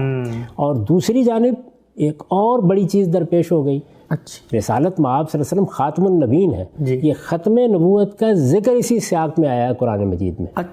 کہ چونکہ آپ خاتم النبیین ہیں تو لہٰذا منہ بولے بیٹے کے معاملے میں جو ایک غلط تصور ان لوگوں کے ہاں موجود ہے اس کی اصلاح بھی آپ کے اسی اقدام سے ہوگی. پیغمبر کی حیثیت سے یہ آپ کو اصلاح کرنی ہے. بہت سی اصلاحات ایسی ہوتی ہیں کہ آپ محض زبان سے بات کر دیں تو سوسائٹی میں اگر کچھ چیز ٹیبو بن گئی ہوئی ہے تو لوگ آسانی سے اس کو چھوڑنے کے لیے تیار نہیں ہوتے. رسالت مآب صلی اللہ علیہ وسلم قیامت تک کے لیے اللہ کے پیغمبر تھے. اب کسی نئے نبی کو نہیں آنا تھا، نئے پیغمبر کو نہیں آنا تھا، نئی ہدایت آسمان سے نازل نہیں ہونی تھی. تو اس وجہ سے دونوں چیزوں کو سامنے رکھ کر، یعنی ان کی دلداری بھی ہو اور دوسری جانب یہ پیغمبرانہ ذمہ داری بھی ادا کی جائے. رسالت مآب صلی اللہ علیہ وسلم سے یہ کہا گیا کہ آپ پریشان کیوں ہیں؟ آپ پیغمبر ہیں، آپ کے ذمے جو کام لگایا جائے آپ کو اسے کرنا ہے. جہاں تک لوگوں کا تعلق ہے وہ ہم جانیں اور لوگ جانیں. ٹھیک. تو یہ پس منظر ہے جس میں رسول اللہ صلی اللہ علیہ وسلم نے یہ شادی کی. اس کے بارے میں آپ کو بتا دیتا ہوں کہ میں نے اپنی کتاب مقامات میں جہاں ازواج مطہرات پر یہ ساری بحث کی ہے وہاں کس طرح اس کو بیان کیا ہے. جی. تو میں نے یہ لکھا ہے کہ قرآن نے غلامی کو ختم کرنے اور معاشرے میں غلاموں کا مرتبہ بڑھانے کے لیے ہدایات دیں تو ان پر عمل کا نمونہ پیش کرنے کے لیے آپ نے اپنی پھوپھی زاد بہن سیدہ زینب بنت جہش کا نکاح اپنے آزاد کردہ غلام اور منہ بولے بیٹے، یعنی یہ لوگوں نے کیا رکھا ہوا تھا کہ منہ بولے بیٹے ہیں، منہ بولے بیٹے زید رضی اللہ عنہ سے کرا دیا. یہ بڑا غیر معمولی اور دور رس نتائج کا حامل اقدام تھا. وہ لوگ جو معاشرے کی اصلاح کرنے اٹھتے ہیں، وہ پیغمبر جو پیغمبرانہ ہدایت لے کے آتے ہیں، ان کا معاملہ میرا اور آپ کا نہیں ہوتا. مگر بدقسمتی سے دونوں میں نبھا نہیں ہو سکا اور زید نے انہیں طلاق دینے کا فیصلہ کر لیا. سیدہ کے لیے یہ بڑے صدمے کی بات تھی، اس لیے کہ پہلے ایک معاشرتی اصلاح کے لیے انہوں نے ایک آزاد کردہ غلام سے بیاہ جانا قبول کیا اور پھر متعلقہ بھی ہو گئی. چنانچہ ان کی دلداری، یہ دیکھیے پہلا مقصد ہے، اور متبنہ کی بیوی سے نکاح کی حرمت کے جاہلی تصور کو بالکل ختم کر دینے کے لیے اللہ تعالیٰ نے آپ کو حکم دیا کہ آپ سیدہ سے خود نکاح کر لیں. گراں حالے کہ اس وقت 4 بیویاں پہلے سے آپ کے نکاح میں تھیں.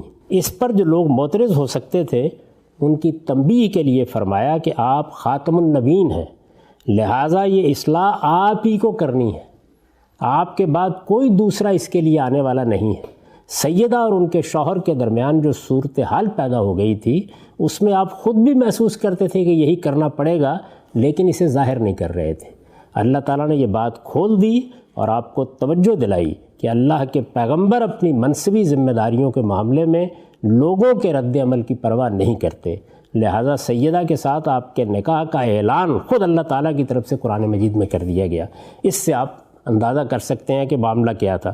اب دیکھیے آیات یہ ہے، وَإِسْتَقُولُ لِلَّذِي أَنْعَمَ اللَّهُ عَلَيْهِ وَأَنْعَمْتَ عَلَيْهِ أَمْسِكْ عَلَيْكَ زَوْجَكَ وَاتَّقِ اللَّهَ وَتُخْفِي فِي نَفْسِكَ مَا اللَّهُ مُبْدِيهِ وَتَخْشَى النَّاسَ وَاللَّهُ أَحَقُّ أَنْ تَخْشَاهُ فَلَمَّا قَضَىٰ زَيْدٌ مِّنْهُمْ وَطْرًا زَوَّجْنَاكَهَا لِكَيْ لَا يَكُونَ عَلَى الْمُؤْمِنِينَ حَرَجٌ فِي أَزْوَاجِ أَدْعِيَائِهِمْ إِذَا قَضَوْا مِنْهُنَّ وَطْرًا وَكَانَ أَمْرُ اللَّهِ مَفْعُولًا. یہ سورہ احزاب کی 37 آیت ہے. ٹھیک. اور یاد کرو اے پیغمبر، جب تم اس شخص سے بار بار کہہ رہے تھے جس پر اللہ نے بھی انعام کیا اور تم نے بھی انعام کیا تھا کہ اپنی بیوی کو نہ چھوڑو، یعنی رسول اللہ صلی اللہ علیہ وسلم کی شدید خواہش بیان کی ہے کہ طلاق نہ ہو، اور اللہ سے ڈرو اور اپنے دل میں وہ بات چھپائے ہوئے تھے جسے اللہ کھولنے والا تھا.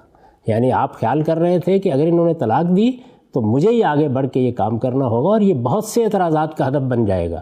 یہ بنا بھی اس موقع کے اوپر، لیکن اللہ چاہتا تھا کہ یہ معاملہ کھل جائے. فرمایا ہے کہ اور لوگوں سے ڈر رہے تھے، درا حالے کہ اللہ زیادہ حقدار ہے کہ تم اس سے ڈرو. چنانچہ جب زید نے اس خاتون سے اپنا تعلق توڑ لیا تو ہم نے تمہیں اس سے بیاہ دیا، اس لیے کہ مسلمانوں پر اپنے منہ بولے بیٹوں کے معاملے میں کوئی تنگی نہ رہے جب وہ ان سے تعلق توڑ چکے ہوں، اور اللہ کا یہ حکم تو عمل میں آنا ہی تھا. اچھا، ہونا ہی تھا یہ. یعنی اللہ تعالیٰ نے جو شریعت دی ہے، جو ذمہ داری دی ہے، جو پیغام آپ کو دیا ہے، جو کام آپ کو کرنا ہے، وہ ہر حال میں ہونا ہے، اس کو روکا نہیں جا سکتا. اور اس کی دلیل یہ بیان کی ہے کہ محمد الرسول اللہ صرف محمد الرسول اللہ نہیں ہے وہ خاتم النبیین بھی، نبوت کا سلسلہ ختم ہو رہا ہے۔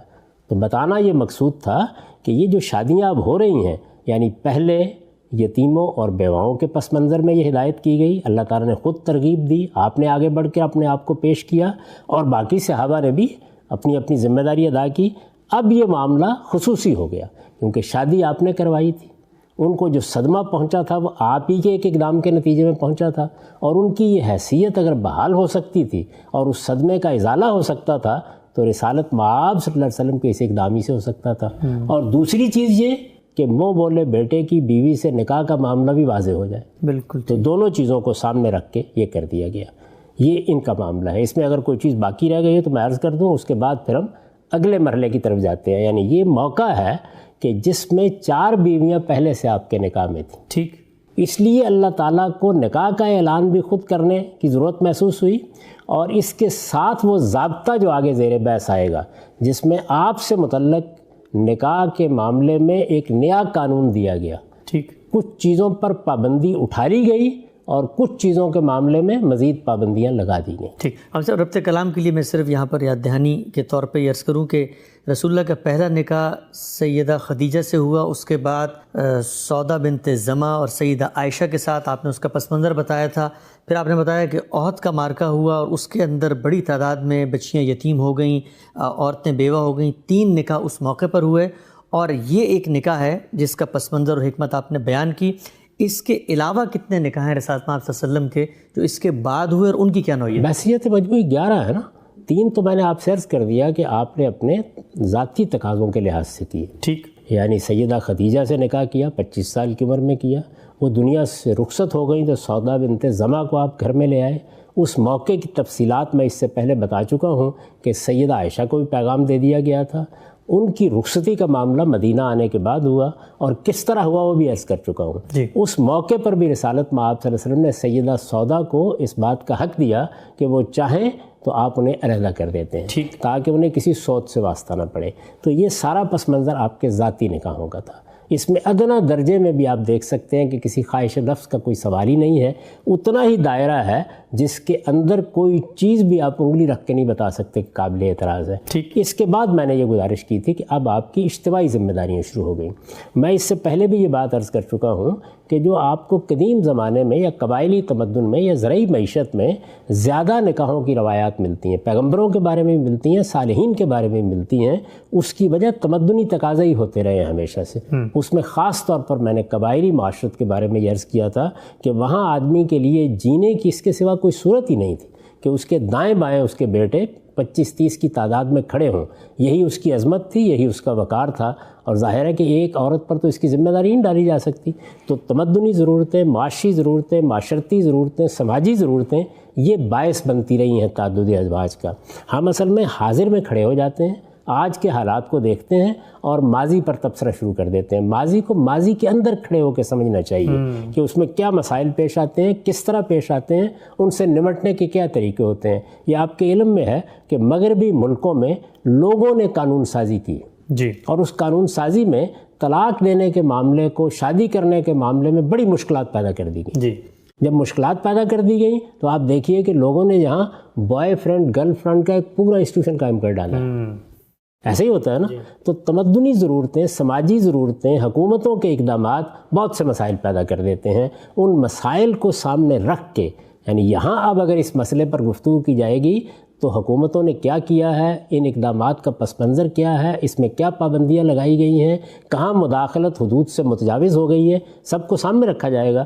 تو میں یہ عرض کر رہا ہوں کہ جس طرح تمدنی ضرورتیں تعدد ازواج کا باعث بنی، اسی طرح رسالت مآب صلی اللہ علیہ وسلم کی خصوصی ذمہ داریاں اس کا باعث بن گئیں۔ ٹھیک، اس ذمہ داری میں وہ ایک مرحلہ تھا کہ جب عام لوگوں کو بھی ترغیب دی گئی، اور رسالت مآب صلی اللہ علیہ وسلم نے بھی اللہ تعالیٰ کی اس بات پر لبیک کہی کہ آپ ان یتیموں کی سرپرستی کے لیے، بیواؤں کی سرپرستی کے لیے ان کے ساتھ نکاح کر لیں، 2-2 3-3 4-4۔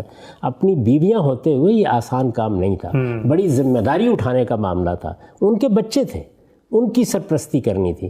یعنی اس موقع پر بھی یہ نہیں کہ کنواری لڑکیاں جن کے ساتھ شادیاں کی جا رہی ہیں، اس کے بعد یہ مرحلہ شروع ہوا اور اس میں زینب بنت جہش کا معاملہ ہم نے وضاحت کے ساتھ سمجھ لیا۔ میں نے آپ سے عرض کیا ہے کہ اس وقت یہ ضرورت محسوس ہوئی کہ رسالت مآب صلی اللہ علیہ وسلم کی دعوت، آپ کے پیغام، آپ نے جو کام وہاں کیا ہے، آپ کی وجہ سے دینونت برپا ہوئی ہے، اس میں جو جنگ کے واقعات پیش آئے ہیں، اس میں لوگوں کو ہجرت کرنا پڑی ہے، لوگوں کو صدمے پہنچے ہیں، خواتین پر بہت سے برے حالات گزرے ہیں، ان سب کو پس منظر میں رکھتے ہوئے رسول اللہ صلی اللہ علیہ وسلم کے لیے نکاح و طلاق کا ایک خصوصی ضابطہ بیان کیا جائے۔ اچھا، یہ یہ ضابطہ سورہ احزاب میں بیان ہوا ہے۔ اچھا، یعنی آپ یہ دیکھیے کہ پیغمبرانہ ذمہ داریوں کو ادا کرنے کے لیے کیا ضرورت پیش آ گئی ہے، اور اس میں اس ضابطے میں پھر کیا باتیں کہی گئیں۔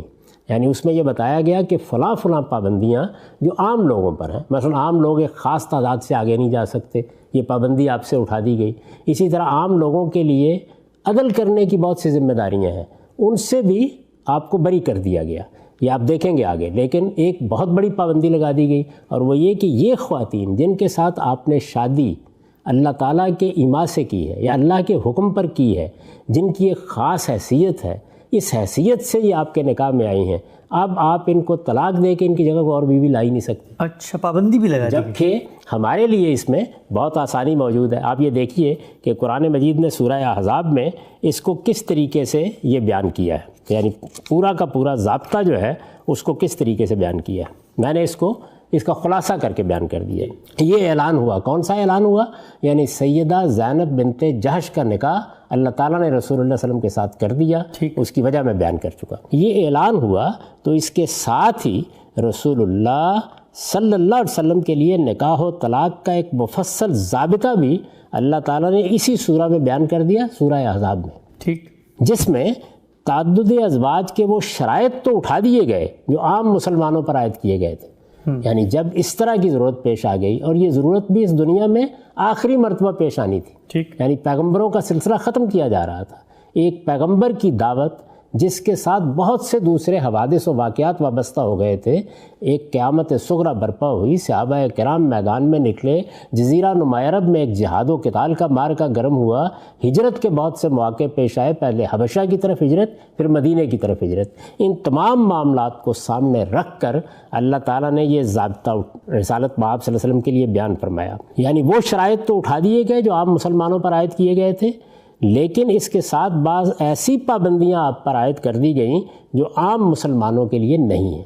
یہ ضابطہ سورہ احزاب کی آیات 50 سے 52 میں بیان ہوا ہے۔ اچھا، اور جن نکات پر مبنی ہیں وہ یہ ہے، میں نے خلاصہ کر دیا اس کا۔ اولاً پہلی بات اللہ تعالیٰ نے یہ فرمائی کہ سیدہ زینب سے نکاح کے بعد بھی اگر آپ چاہیں تو درج ذیل 3 مقاصد کے لیے مزید نکاح کر سکتے ہیں۔ اچھا، یعنی یہ کوئی عام اجازت نہیں ہے، درج ذیل مقاصد کے لیے اچھا، کچھ مقاصد ہیں جن کو سامنے رکھ کر آپ کے لیے اس ضابطے کا اعلان کیا اور گیا یہ قرآن نے صراحت سے بیان یہ کیا۔ قرآن مجید نے بیان کیا، میں اس کا خلاصہ آپ کو بتا رہا ہوں۔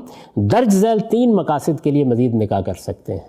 وہ مقاصد کیا ہے؟ اولاً ان خاندانی عورتوں کی عزت افزائی کے لیے جو آپ کے کسی جنگی اقدام کے نتیجے میں قیدی بن کر آپ کے قبضے میں آ جائے۔ اچھا، یعنی ایک خاتون ہے، جنگ کی صورتحال پیش آئی، اس کو بہت ذلت کا سامنا کرنا پڑ گیا، شکست ہوگی تو قیدی بنے گی، قیدی بن گئی ہے، اب کسی بڑے خاندان سے تعلق رکھتی ہے، اس کا شوہر نہیں رہا، اس کے اعزاء اقربا نہیں رہے، اس صورتحال میں اب اس کی دلداری مقصود ہے۔ ان خاندانی عورتوں کی عزت افزائی کے لیے جو آپ کے کسی جنگی اقدام کے نتیجے میں قیدی بن کر آپ کے قبضے میں آ جائے، وہ اگر راضی ہوں، ان کو پیشکش کی جائے، تو اب چونکہ وہ بالکل یار و مددگار رہ گئی ہیں تو ان کے ساتھ نکاح کر لیا جائے، مرتبہ اور عزت بھی، مقام بھی، تاکہ ان کا مرتبہ، ان کی عزت یہ اس جگہ قائم رہے۔ دوسری بات، ان خواتین کی دلداری کے لیے جو محض حصول نسبت کی غرض سے آپ کے ساتھ نکاح کی خواہش مند ہوں اور آگے بڑھ کر اپنے آپ کو ہبہ کر دیں۔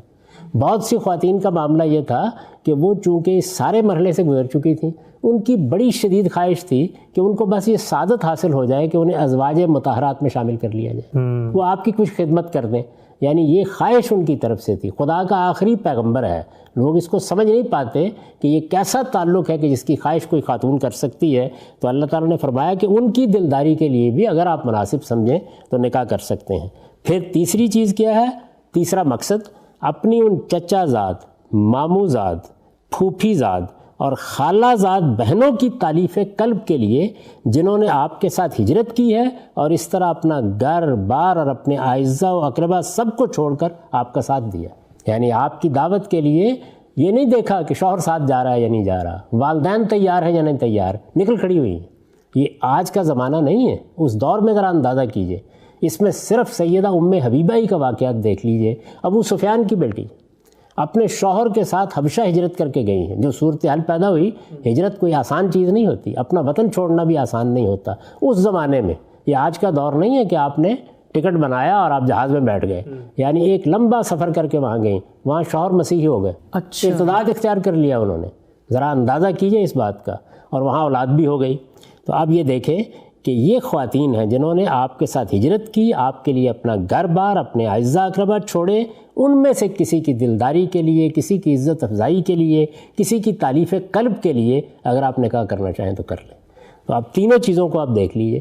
یعنی رسالت میں آپ صلی اللہ علیہ وسلم کی یہ حیثیت کہ آپ خدا کے آخری پیغمبر ہیں, آپ کے ساتھ ادنا نسبت بھی ایک بہت بڑی سعادت ہے.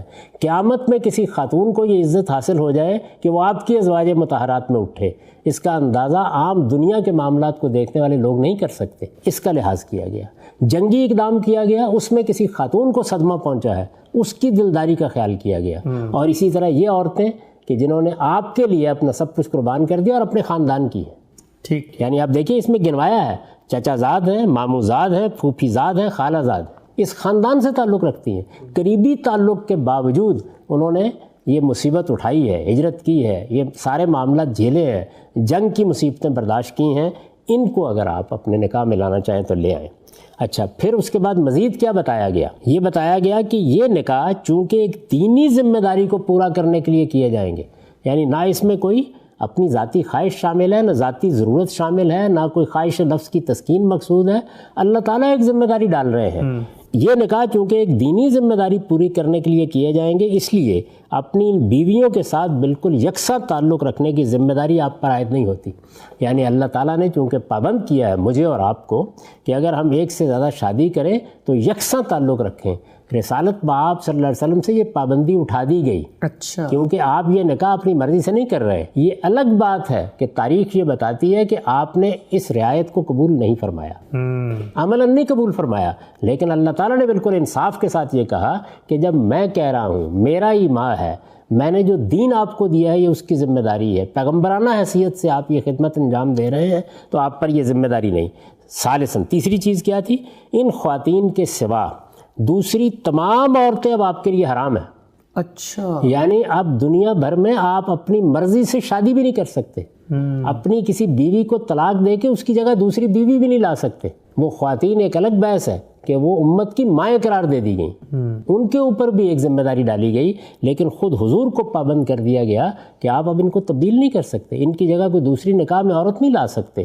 یہ دائرہ ہے جس کے اندر آپ کو یہ ذمہ داری انجام دینی ہے. یہ واضح ہو گیا نا کہ نکاح کرنا پیش نظر نہیں ہے, بلکہ ایک بہت بڑی ذمہ داری ہے جس کو ادا کرتے ہوئے اللہ تعالیٰ یہ فرما رہے ہیں کہ آپ آگے بڑھیے اور یہ خدمت انجام دیں. ان خواتین کے سوا دوسری تمام عورتیں اب آپ کے لیے حرام ہیں, اور ان سے ایک مرتبہ نکاح کر لینے کے بعد انہیں الگ کر کے ان کی جگہ کوئی دوسری بیوی بھی آپ نہیں لا سکتے, اگرچہ وہ آپ کو کتنی ہی پسند ہو. تو یہاں پسند, ناپسند, حسن, جمال, خواہش نفس کہاں رہ گئی باقی؟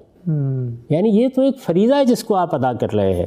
تو اس پر میں نے پھر آخر میں تبصرہ کیا ہے کہ اس کے صاف معنی یہ تھے کہ اللہ تعالیٰ چاہتا ہے کہ جن عورتوں کو آپ کی دعوت پر لبیک کہنے یا آپ کے کسی اقدام کے نتیجے میں شدید صدموں سے دوچار ہونا پڑا ہے, یا ان کے اندر آپ سے حصول نسبت کی شدید خواہش ہے, آپ ان سے نکاح کریں. یہ ان عورتوں پر, اب یہ بھی سن لیجئے, یہ ان عورتوں پر پروردگار عالم کی کمال شفقت کا اظہار تھا. یعنی اگر میرا دین تھا, میرے دین کی دعوت تھی, اس پر لبیک کہی ہے, اس کے نتیجے میں کوئی صدمہ پہنچا ہے, تو یہ شفقت, کمال شفقت کا اظہار ہے پروردگار عالم کی طرف سے کہ اب پیغمبر کی مائیت تمہیں عطا ہو جائے. یہ ان عورتوں پر پروردگار عالم کی کمال شفقت کا اظہار تھا. چنانچہ اس ایما کو سمجھ کر, یعنی اللہ تعالیٰ نے جب یہ اشارہ کر دیا تو اس کو سمجھ کر رسول اللہ صلی اللہ علیہ وسلم نے سیدہ جویریہ اور سیدہ صفیہ کے ساتھ پہلے مقصد کے لیے نکاح کیا. وہ پہلا مقصد کیا تھا؟ ان خاندانی عورتوں کی عزت افزائی کے لیے جو آپ کے کسی جنگی اقدام کے نتیجے میں قیدی بن کر آپ کے قبضے میں آ جائیں۔ تو سیدہ جویریہ کے ساتھ یہ قبیلہ بنی مستلق سے آئی تھیں، اور ایک جنگ کے نتیجے میں سیدہ صفیہ کے ساتھ جو خیبر کے فتح کے نتیجے میں، یہ معلوم ہے کہ ان کے شوہر بھی، ان کے بھائی بھی، ان کے اعزاء اقربا بھی سب جنگ میں کھیت رہے تھے۔ سیدہ جویریہ اور سیدہ صفیہ کے ساتھ پہلے مقصد کے لیے نکاح کیا، سیدہ میمونہ دوسرے مقصد سے آپ کی ازواج میں شامل ہوئیں، اور سیدہ ام حبیبہ کے ساتھ آپ کا نکاح تیسرے مقصد کے پیش نظر ہوا۔ تیسرا مقصد کیا تھا؟ اپنی چچا زاد، ماموں زاد، پھوپھی زاد، خالہ زاد بہنوں کی تالیف قلب کے لیے۔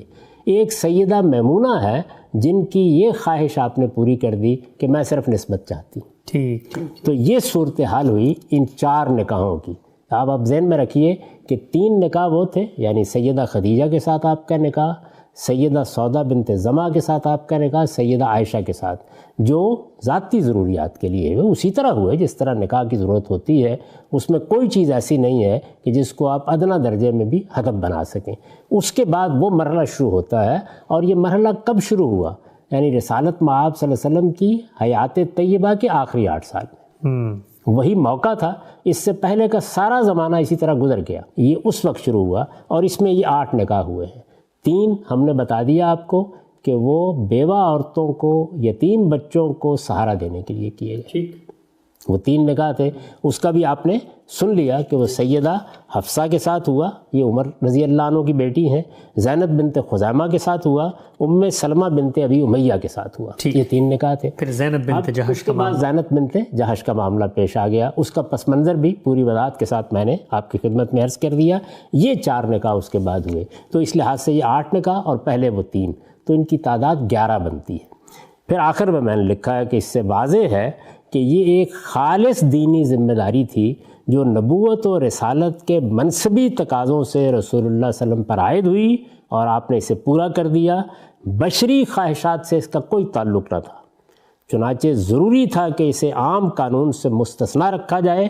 سورہ احزاب کا جو ضابطہ اوپر مذکور ہے وہ اسی استثناء کو بیان کرتا ہے۔ یہ پوری بات ہے رسالت مآب صلی اللہ علیہ وسلم نے جو نکاح کیے ہیں، یہ ان کا پس منظر ہے، یہ ان کی حقیقت ہے۔ اب آدمی کے سامنے 2 راستے ہوتے ہیں، وہ کسی چیز کو اس کی اصل حقیقت میں سمجھے، وہ رسالت مآب صلی اللہ علیہ وسلم کے مشن کو سامنے رکھ کر آپ کی شخصیت کا مطالعہ کرے، اور یا پھر یہ ہے کہ اپنے خبث باطن کے اظہار کے لیے جو الزام چاہے لگا دیں۔ ٹھیک، ہم سب بہت شکریہ، جزاکم اللہ خیر۔ آپ نے اتنی تفصیل سے رسالت مآب صلی اللہ علیہ وسلم کی جو نکاح ہیں ان کی نوعیت کو واضح کیا۔ کچھ سوالات ابھی بھی باقی ہیں، لوگ پوچھتے ہیں۔ ایک لفظ اور ایک نام بہت آپ صلی اللہ علیہ وسلم کی زندگی کے بارے میں جو ہم جانتے سامنے آتا ہے، ماریہ قبطیہ رضی اللہ تعالی عنہا، ان کا ذکر یہاں ہمیں نہیں ملتا۔ کہا جاتا ہے کہ شاہ مصر کی طرف سے انہیں آپ صلی اللہ علیہ وسلم کی خدمت میں بھیجا گیا، آپ نے قبول فرمایا، تو بعض روایتوں میں آتا ہے کہ شاید نکاح فرما لیا تھا، بعض میں آتا ہے کہ نہیں آپ کے ساتھ وہ رہیں، تو اس کو کہاں پلیس کریں گے؟ اس پہ جو سوال ہوتے ہیں پھر یہ ضابطہ جو میں نے ابھی آپ کے سامنے بیان کیا ہے، آپ نے اس میں یہ سنا ہوگا کہ یہ بتا دیا گیا اس میں کہ اب آپ اس دائرے سے باہر نکاح کر ہی نہیں سکتے، پابندی لگ گئی، اس وجہ سے اب نکاح تو آپ کر نہیں سکتے تھے۔ ایک خاتون کو بھیج دیا گیا، چنانچہ اسی حیثیت سے آپ نے اس کو رکھا جس حیثیت سے اس سے پہلے خواتین لوگوں کے ہاں موجود تھیں۔ اچھا، رسالت مآب صلی اللہ علیہ وسلم نے یہ اقدام کیوں کیا؟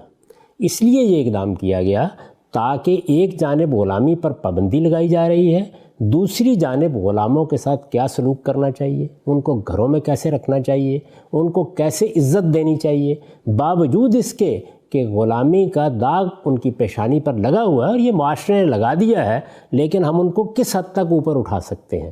تو یہ چیز ہے جس کا لحاظ کرتے ہوئے رسول اللہ صلی اللہ علیہ وسلم نے اپنے ہی پاس رکھا اور لوگوں کے سامنے ایک بہترین نمونہ پیش کیا تاکہ یہ معلوم ہو کہ عزت کیسے دی جاتی ہے، وقار کس طرح ملحوظ رکھا جاتا ہے، اور کیسے ایک خاتون کو اسی درجے میں لے آیا جاتا ہے۔ یعنی نکاح کیا ہے؟ 2 بول پڑھنے تھے نا، اس کے سوا کچھ نہیں تھا۔ پھر ایک دوسری مشکل بھی تھی، یعنی ایک طرف تو اللہ تعالیٰ نے جو قانون بنا دیا اس کی خلاف ورزی نہیں ہو سکتی تھی، ایک دوسری مشکل یہ تھی، اگر آپ قرآن مجید کا مطالعہ کریں تو ازواج مطہرات پر ایک بڑی بھاری ذمہ داری ڈال دی گئی تھی، بعض پابندیاں ان پر عائد کر دی گئی تھی، اور ان کو وہ پابندیاں عائد کرنے سے پہلے یہ موقع دیا گیا تھا کہ وہ چاہیں تو حضور کو چھوڑ کر چلی جائیں۔ ٹھیک، انہوں نے اپنی مرضی سے آپ کا انتخاب کیا، اپنی رضامندی سے انتخاب کیا، تو ظاہر ہے کہ اس کے لیے ایک خاص حوصلہ چاہیے، ایک خاص درجے کا ایمان چاہیے، ایک خاص درجے کا دین کا فہم اور شعور چاہیے۔ اس کے لیے رسالت مآب صلی اللہ علیہ وسلم کی شخصیت کے ساتھ ایک خاص درجے کا تعلق چاہیے۔ اور یہ سب کیوں کیا گیا تھا؟ اس لیے کیا گیا تھا کہ آپ کے گھرانے کو اسکینڈلائز کرنے کی کوششیں ہو رہی تھیں۔ اس کے پس منظر پر میں نے بڑی تفصیلی گفتگو کی ہے جب حجاب کے احکام پر ہم نے اعتراضات کا جواب دیا ہے، تو اس موقع کے اوپر یہ بات واضح کر دی گئی تھی کیا صورتحال تھی۔ تو ظاہر ہے کہ اگر ان کو ازواج مطہرات میں شامل کر لیا جاتا تو وہ سارے خدشات موجود تھے کہ جن کی وجہ سے ان پر حجاب کی پابندیاں بھی عائد ہوئیں، جن کی وجہ سے ان کو تخیر کا موقع بھی دیا گیا، یہ کسی طرح موضوع نہیں تھا۔ اس لیے کہ ایک خاتون مصر سے آ کر یک بیک وہ سارے مراحل نہیں طے کر سکتی تھی ذہنی لحاظ سے جو یہ خواتین ازواج مطہرات جن کو ہم کہتے ہیں وہ طے کر چکی تھیں۔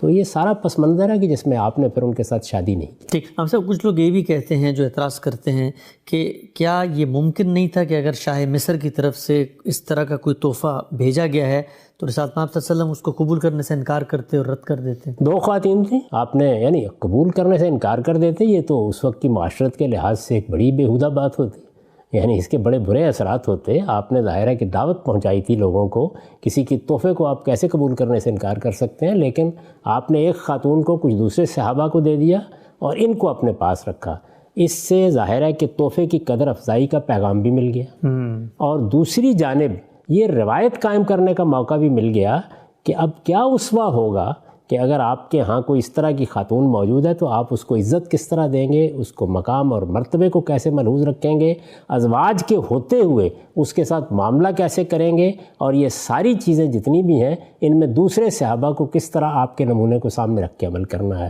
آپ ذہن میں رکھیے کہ دو کام بیک وقت ہو رہے ہیں، یعنی ایک جانب غلامی پر پابندی لگائی جا رہی ہے کہ آئندہ غلام نہیں بنایا جائے گا، دوسری جانب جو غلام بن چکی ہیں خواتین یا مرد غلام بن چکے ہیں ان کے مرتبے کو بلند کرنے کا کام ہو رہا ہے۔ تو مرتبے کو بلند کرنے کا اس سے بہترین طریقہ اور کیا ہو سکتا تھا کہ رسالت مآب صلی اللہ علیہ وسلم خود یہ عزت بخشے، خود یہ مقام دیں ان کو، تو آپ نے ایسا ہی کیا۔ اصل میں یہ آج کے زمانے میں کھڑے ہو کر ماضی کا جائزہ لینا ہے، اس وقت کی صورتحال کیا تھی، اس میں ان خواتین کی ذہنیت کیا بن جاتی تھی، ان کا پس منظر کیا ہوتا تھا، ان سب چیزوں کا لحاظ کر کے آپ نے یہ فیصلہ کیا اور بالکل صحیح اصول پر فیصلہ کیا۔ ٹھیک، ہم سب رسالت مآب صلی اللہ علیہ وسلم کے جو نکاح ہیں، آپ کی جو شادیاں ہیں، اس پر ہم تفصیل سے آپ سے جان رہے ہیں، جو سوالات بالعموم پیش کی جاتے ہیں۔ ایک اعتراض جو آخر میں چاہوں گا اس پر آپ اظہار خیال کریں، اور وہ اعتراض جب سامنے آتا ہے تو ہم دیکھتے ہیں کہ مسلمانوں کی جو اپنی علمی روایت ہے وہ ایک طریقے سے اس کی تائید یا تصویب کر رہی ہوتی ہے۔ سیدہ عائشہ سے رسول اللہ صلی اللہ علیہ وسلم کا نکاح کہا جاتا ہے کہ آپ کی عمر شاید 9 سال تھی، بعض روایتوں میں کہتے ہیں کہ اس سے بھی کم تھی۔ آج کے جدید دور میں مستشرقین کی روایت کو تو ایک طرف رکھیں، خود ہماری جو جدید معاشرت ہے اس میں بھی جب ہم یہ سنتے ہیں تو دل کانپ جاتا ہے کہ کیا یہ ممکن ہے کہ اتنی چھوٹی عمر کی کسی بچی کے ساتھ پیغمبر کائنات جو ہیں وہ نکاح کر سکتے ہیں؟ تو یہ مجھے بتائیے گا کہ یہ اعتراض جو اس ضمن میں ہوتا ہے رسول اللہ کے نکاحوں کے معاملے میں، سیدہ عائشہ کی عمر کیا تھی جب آپ کا رسول اللہ سے نکاح ہوا؟ اس سے پہلے ہم اس بات پر بڑی تفصیلی گفتگو کر چکے ہیں کہ یہ معاملہ سیدہ خدیجہ کی وفات کے بعد ہوا کیسے۔ جی ذرا دوبارہ تازہ کیجئے اسے ذہن میں۔ جی، یعنی سیدہ کے ساتھ 25 سال آپ کی رفاقت رہی، وہ دنیا سے رخصت ہو گئیں، اس وقت آپ کی عمر 50 سال کے قریب تھی، آپ کے گھر میں بچیاں بھی موجود تھیں۔ اس موقع پر ایک خاتون نے، اس سے پچھلی نشست میں ہم نے بڑی تفصیل سے ذکر کیا تھا، سیدہ خولہ نے آپ کو یہ کہا کہ میں یہ محسوس کرتی ہوں کہ جب سے خدیجہ دنیا سے رخصت ہوئی ہے آپ کچھ محتاج سے ہو کے رہ گئے ہیں، یہ موضوع نہیں کہ میں آپ کے لیے کہیں پیغام دوں کہ آپ شادی کر لیں۔ اب یہ دیکھیے کہ یہ گفتگو ذرا ذہن میں رکھیے گا۔ جی، ایک خاتون، عام طور پر بزرگ خواتین ہوتی ہیں، معاملات کو سمجھتی ہیں، ہمارے ہاں دیہات میں یہی روایت ہوتی ہے کہ وہ اس طرح کا ذکر کریں گی۔ وہ کیا کہہ رہی ہیں کہ آپ پر گھر در کے معاملات کی ذمہ داری بھی ہے، آپ کو خود بھی اس کی ضرورت محسوس ہوتی ہوگی، سیدہ کی رفاقت سے محرومی کا صدمہ بھی ہے۔ اس صورتحال میں آپ کے گھر کو آباد کرنے کے لیے کیا یہ موضوع نہیں ہوگا کہ میں آپ کی طرف سے کسی کو پیغام دوں؟ رسالت مآب صلی اللہ علیہ وسلم نے اپنی طرف سے کسی خواہش کا اظہار کیا؟ نہیں۔ آپ نے یہ پوچھا کہ کیا کوئی رشتہ ہے؟ یہ آپ ابن سعد کو، جو سب سے پہلی تاریخ کی کتاب ہے ہمارے ہاں، یعنی جس میں سیرت کا ایک پورا باب بھی ہے، آپ اس کو نکال کے پڑھیے اور پھر یہ دیکھیے کہ اس میں کیا گفتگو ہو رہی ہے. یعنی رسول اللہ صلی اللہ علیہ وسلم ان سے کہتے ہیں کہ کیا کوئی رشتہ ہے؟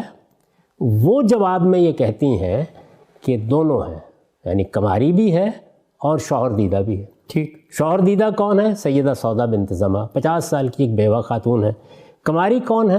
آپ کے دوست، آپ کے بھائی صدیق رضی اللہ عنہ کی بیٹی سیدہ عائشہ. اس خاتون کے بارے میں جو یہ بات کر رہی ہے، آپ سمجھتے ہیں کہ اس کا ذہنی توازن ٹھیک تھا؟ اس نے یہ بات بقائمی ہوش و حواس کہی ہے جی کہ 6 سال کی ایک بچی کو آپ گھر میں لے آئیں جبکہ بچیاں گھر میں ہیں، انہیں کو سنبھالنا ہے. آپ باور کرتے ہیں یہ بات؟ یعنی یہ وہ کہہ سکتی ہے؟ اچھا، رسالت مآب صلی اللہ علیہ وسلم نے خواہش کا اظہار کیا ہوتا تو ہم کہتے کہ کوئی پیغمبرانہ مقصد پیش نظر ہے. سیدنا صدیق نے اپنی طرف سے پیشکش کی ہوتی تو ہم کہہ سکتے تھے کہ انہوں نے کہا میری چھوٹی ایک بچی ہے، اسما کا معاملہ تو پہلے ہو چکا، تو میں یہ چاہتا ہوں کہ یہ سعادت حاصل ہو جائے.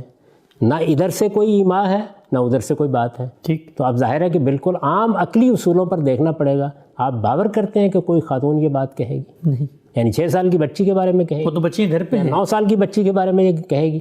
یعنی 6 سال کی بچی یا 9 سال کی بچی وہ جس مقصد کے لیے چاہ رہی ہے، وہ کیا کہہ رہی ہے کہ سیدہ کی وفات کے بعد، یعنی سیدہ خدیجہ کی وفات کے بعد آپ کی صورت یہ ہو گئی ہے، اس میں آپ کو ضرورت ہے کہ کوئی آپ کا گھر آ کر آباد کرے، بچیاں سنبھالے، آپ کی ذمہ داری ہے، بچیاں سنبھالے، آپ کو رفاقت میسر کرے. شادی کس لیے کرتا ہے آدمی؟ یعنی بچی ہے، نہ وہ جنسی تسکین کی عمر کو ابھی پہنچی ہے، نہ وہ آپ کو رفاقت میسر کر سکتی ہے، نہ وہ گھر سنبھال سکتی ہے.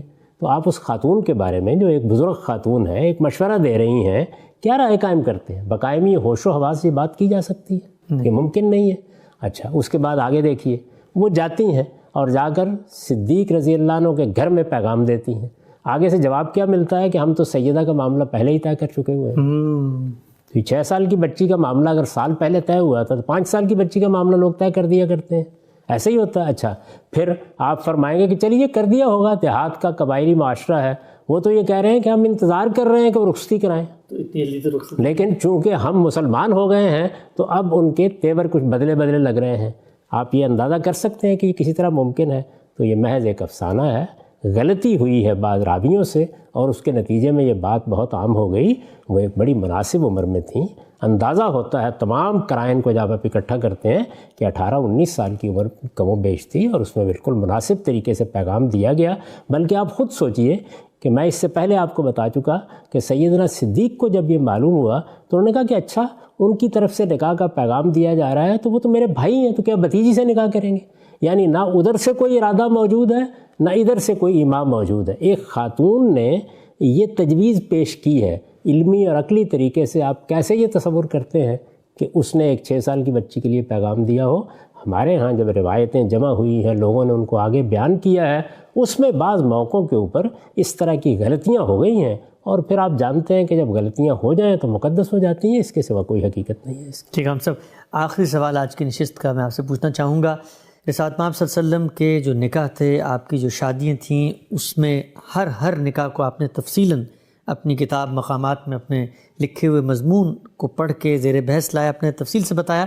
آخری سوال میرا آج کی نشست میں یہ ہے کہ رسول اللہ صلی اللہ علیہ وسلم کی جو ازدواجی زندگی ہے، عائلی زندگی ہے، خاندانی زندگی ہے، اس پہ جب ہم نظر دوڑاتے ہیں، آپ مصروف بھی ہیں، دعوت کی مشکلات، پھر آپ کے اوپر لوگ جو ہیں وہ آپ کو تکلیف بھی پہنچا رہے ہیں، جہاد، سفر، معیشت کی ذمہ داریاں، اس سب کے باوجود تاریخ ہمیں کیا بتاتی ہے کہ رسول اللہ صلی اللہ علیہ وسلم کی جو ازواج مطہرات ہیں، ہماری رسول اللہ کی اہلیہ، ان کی طرف سے کیا بیان سامنے آتا ہے کہ آپ اس کے باوجود ان کے ساتھ جو معاملہ اس نے سلوک رکھتے تھے وہ کس نوعیت کا تھا؟ شفقت، محبت، انصاف، اس کا ایک آخری نمونہ. میں آپ سے عرض کرتا ہوں کہ یہ تو میں نے آپ کو تفصیل کے ساتھ بتا دیا کہ آپ نے اپنی ذاتی خواہش سے کیا شادی کی، اور یہ بھی بتا دیا کہ اپنی منصبی ذمہ داریوں کے لیے آپ نے کیا خدمت انجام دی. یہ سب چیزیں واضح ہو گئیں، لیکن اس کے بڑے غیر معمولی نتائج بھی نکلے. دیکھیے، خدا کے آخری پیغمبر کی حیثیت سے یہ معلوم ہوا کہ شفقت کیا ہوتی ہے، یہ معلوم ہوا گھر کے معاملات میں رحمت کیا ہوتی ہے، یہ معلوم ہوا کہ اگر خواتین کے اندر کچھ رشک کے جذبات پیدا ہوں تو ان سے معاملہ کیسے کیا جاتا ہے. یہ ساری چیزیں لوگوں نے سیکھیں اس کے نتیجے میں. اس سے بڑھ کر کیا ہوا وہ یہ ہے کہ جو گھریلو معاملات سے متعلق دینی ہدایت ہے، اس کی تفصیلات ہمارے علم میں آئیں. جو علم سیدہ عائشہ کے ذریعے سے رضی اللہ عنہا ام المومنین پہنچا ہے آپ اندازہ نہیں کر سکتے. میں نے ایک موقع کے اوپر تبصرہ کیا ہے کہ وہ اگر فقہا کے امام کی حیثیت سے صحابہ میں کسی کو تلاش کیا جائے، یعنی تفقہ فی الدین، دین کی بصیرت میں امامت کا مقام کس کو حاصل ہے، تو میں سیدہ کا نام لوں گا. سبحان اللہ. ایسی غیر معمولی خاتون ہے. آپ مثالیں دیکھیں تو حیرانی ہو جاتی ہے کہ کیسے انہوں نے بڑے بڑے جلیل القدر صحابہ کو قرآن کی بعض آیات کے فہم کی طرف توجہ دلائی ہے، تضادات کی نشاندہی کی ہے اور یہ بتایا ہے کہ اللہ کی کتاب تو یہ کہتی ہے، بعض غلط تصورات کی نفی کی ہے اور لوگوں کو اس کے بارے میں تنبیہ کی ہے، توجہ دلائی ہے. میں نے ایک موقع کے اوپر یہ لکھا ہے کہ حدیث کے نقد کے درایت کے لحاظ سے جتنے اصول ہیں وہ سب سیدہ کے بعض اقدامات سے اخذ کیے جا سکتے ہیں. ایک پورے فن کو آپ ان کے اقدامات سے، ان کے تبصروں سے ماخوذ کر سکتے ہیں. تو اس طرح سے یہ جو کچھ بھی ہوا اس کے پھر غیر معمولی نتائج نکلے. جب ہم کسی پیغمبر کی زندگی کا مطالعہ کرتے ہیں تو عام حالات سے اٹھ کے مطالعہ کرنا چاہیے. یہ دیکھنا چاہیے کہ ایک جلیل القدر پیغمبر نے شادی نہیں کی تو کیوں نہیں کی، دیکھنا چاہیے نا. یہ بھی تو خلاف فطرت ہے. اور یہ معلوم ہے کہ اس کا ایک نتیجہ نکلا، اور وہ نتیجہ یہ نکلا کہ مسیحیت میں رہبانیت کی ایک پوری روایت قائم ہو گئی. لیکن بہرحال کوئی مقصد تھا، اس وقت وہ میرا موضوع نہیں، ورنہ میں آپ سے عرض کرتا کہ اس میں بھی خدائی منشا کیا تھا.